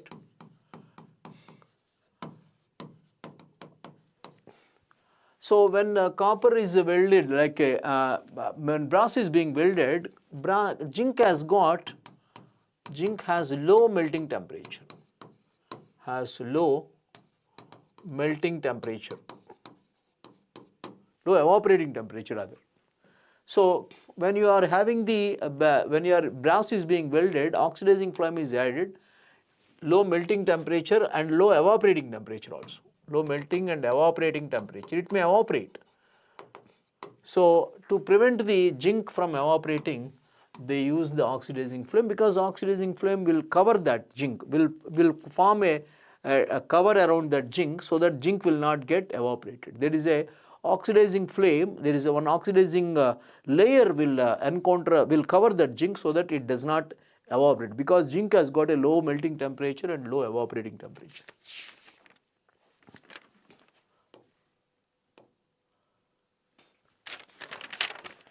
This is the question on the industrial engineering selling price. Break-even quantity will be equal to the fixed cost by selling price minus variable cost. You will get the 500 units. Answer will be the D. A machine is purchased at a cost of 11,000. It is the assumed useful life is 9 years and the salvage value is 2,000. Based on the sum of year digits method, the depreciation for the 5th year would be, here the answer will be 1,000 units. Total sum of years you have to calculate. Total sum of years, first we have to calculate total sum of years, n into n plus 1 by 2, 9 into 9 plus 1 by 2, that will become 45. At the 5th year, you will have to 5 by, at 5th year, at the end of 5th year,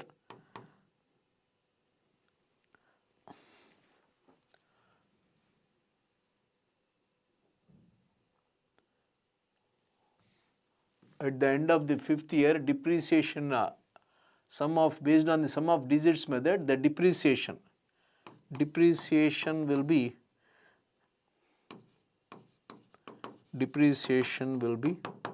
1,000. So we have to make a tabular column, year versus depreciation.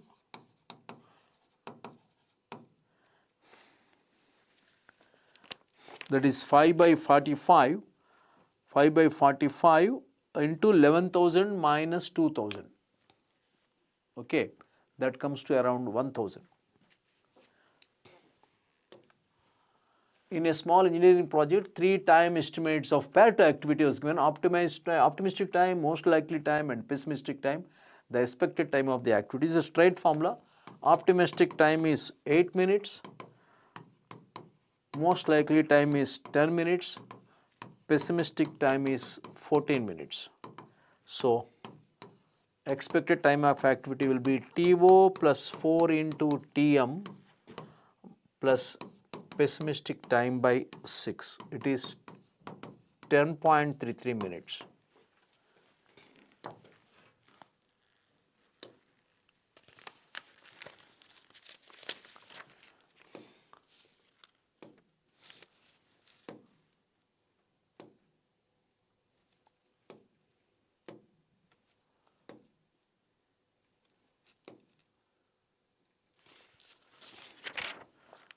What is the least count of the micrometer? It is a metrology and instrumentation. Least count will be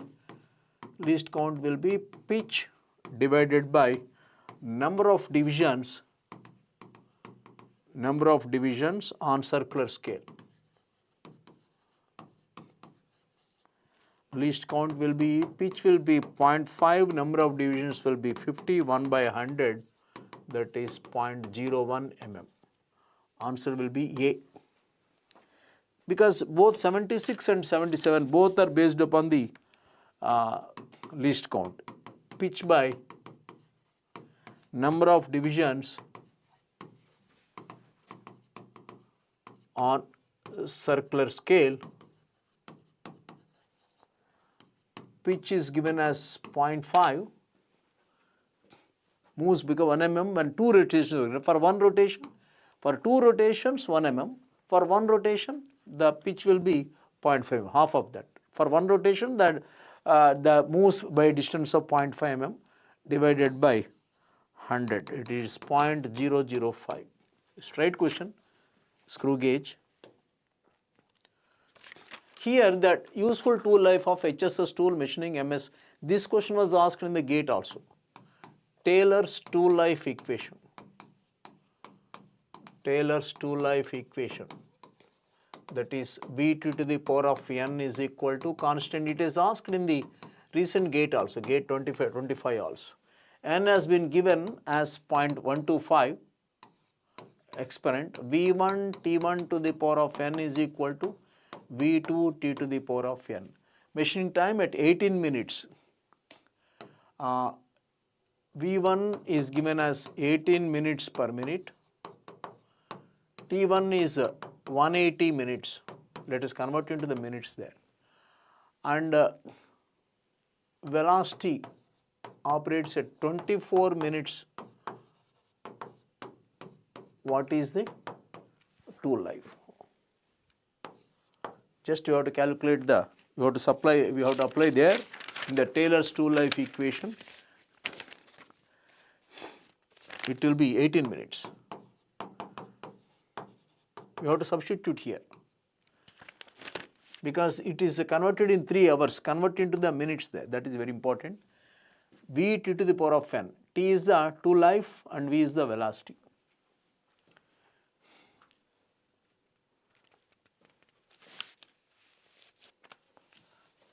Machining time, no? Machining V1 T1 to the power of n is equal to V2 to the power of n. V1 has been given as 18 meter per minute.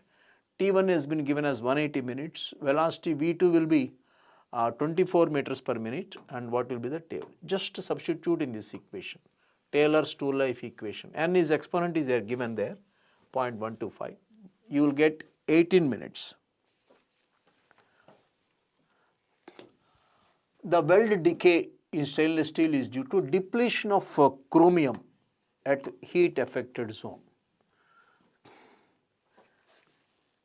Which of the following option is true for the heat treatment? First specimen is heated to the 1200 degrees centigrade. So all the technical subjects were done. Now I will give the solution. Choose which of the options best fits for the missing symbol. The solution for this,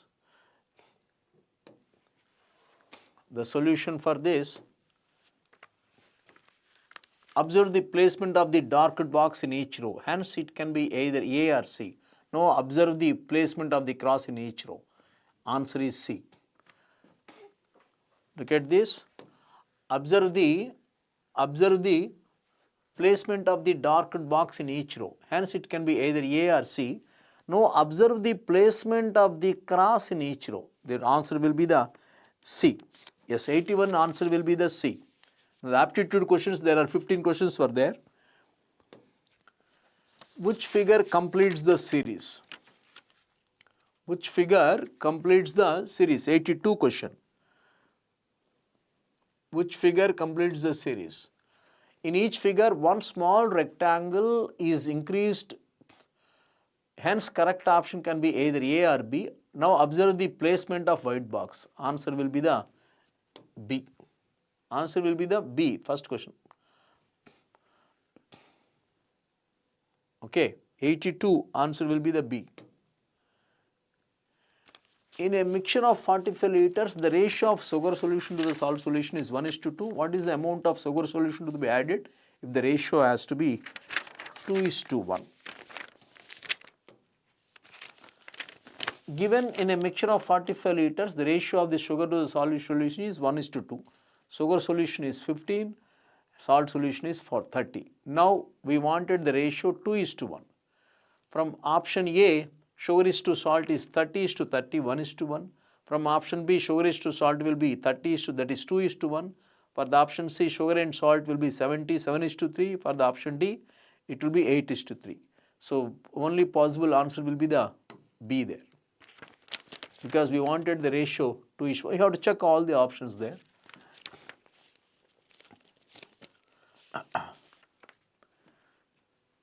Ratio of to the salt solution is 1:2. Now we wanted in the 2:1. So from the option B, 2:1 is obtained, 60:30. Which of the following mentioned standard probability density functions is appreciable to discrete the random variables? In fact, only one question is asked there. Answer will be the B. So only one mathematics question is asked. Answer will be the Poisson's distribution.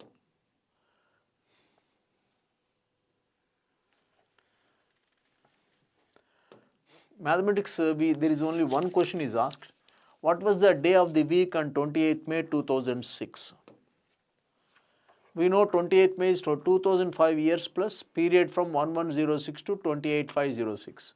We have odd days in 600 years, 0, odd days in 400 years, 0, and 5 years, 4 ordinary years plus 1 leap year. 1 into 2 is 6 odd days. Also January 31st, February 38th, March 31st, the 148 days, 21 weeks plus 1 day, 1 odd day. Total number of odd days will be 0 odd days, and the 28th May is a Sunday.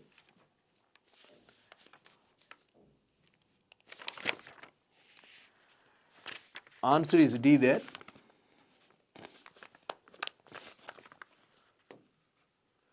85th question. What was the day of the week on the 28th May 2006?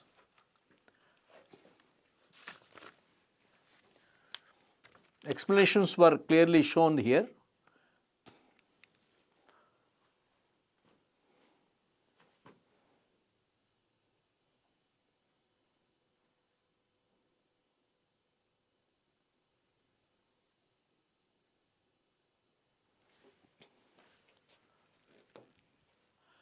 Jessica has 4 children.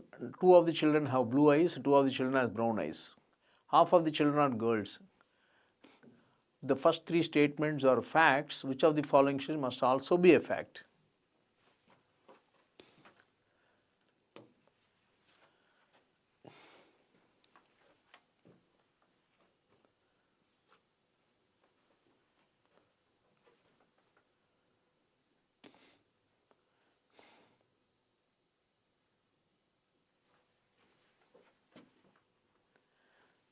The answer for this answer for the 86th question will be B.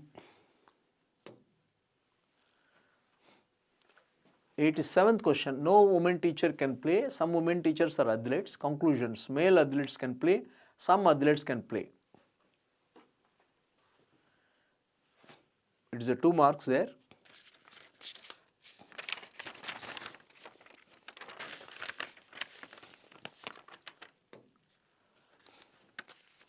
This is the solution for this 87th question.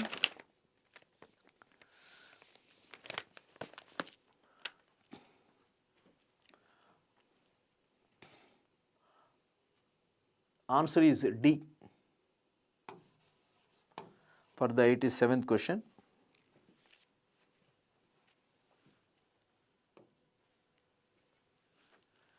Which one replaces the question mark?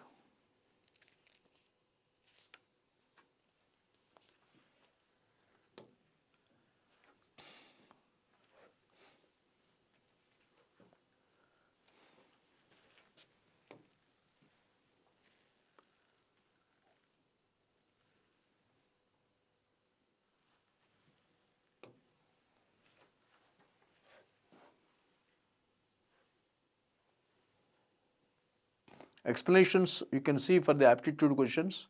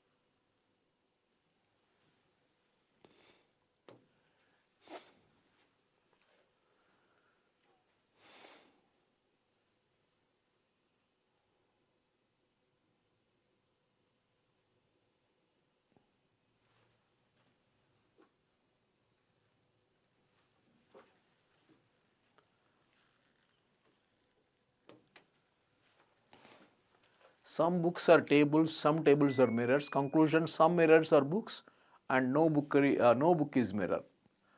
There is one more question, question number 90.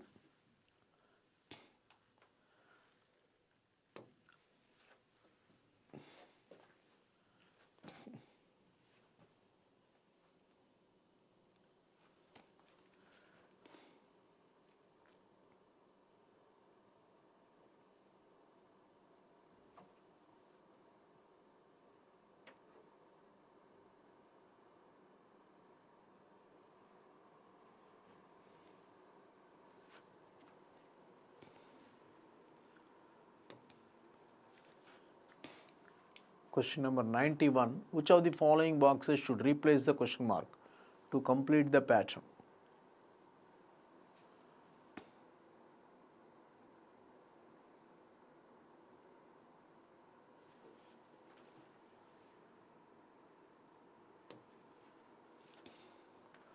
This is observe the placement of the dark circle and star should come at 2, 3 location, hence answer can be either B or D.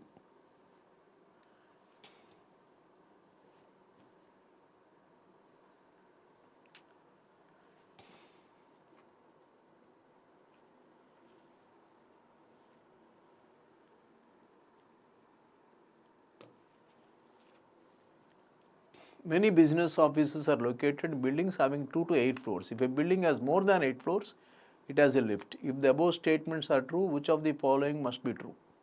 It is a 2 marks question.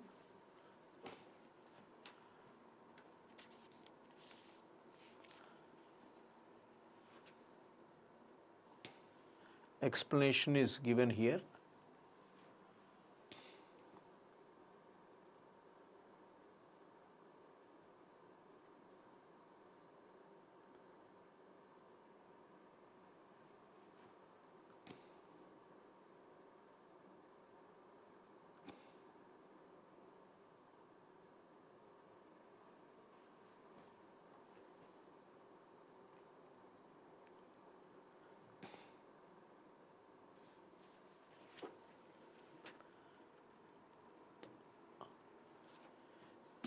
A cube has a volume of 8 cubic meters. If each side is doubled in length, what is the new volume in cubic meters? Very straight question. Cube volume is, if A is the side of the cube, is A cube is the simple volume A cube, new volume will be 2A cube 64. Very simple question.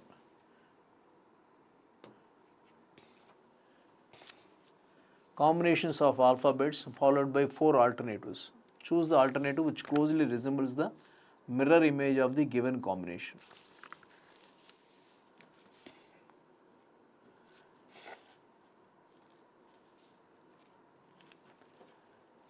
Mirror image of this given combination.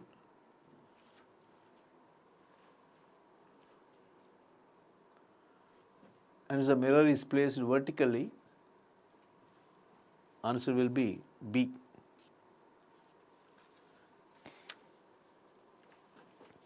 The mirror image of this combination is asking, so answer will be the B.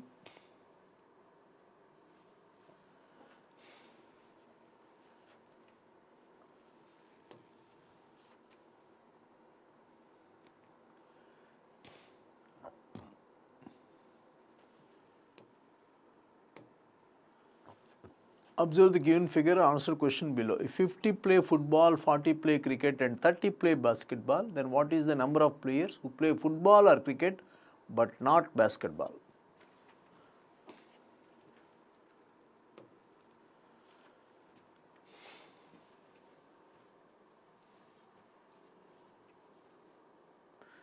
This circle is for football, this is for 40 cricket, this is for the basketball. Who play football or cricket but not basketball?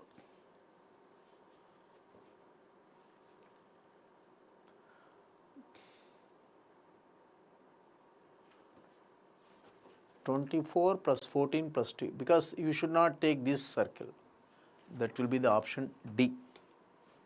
50.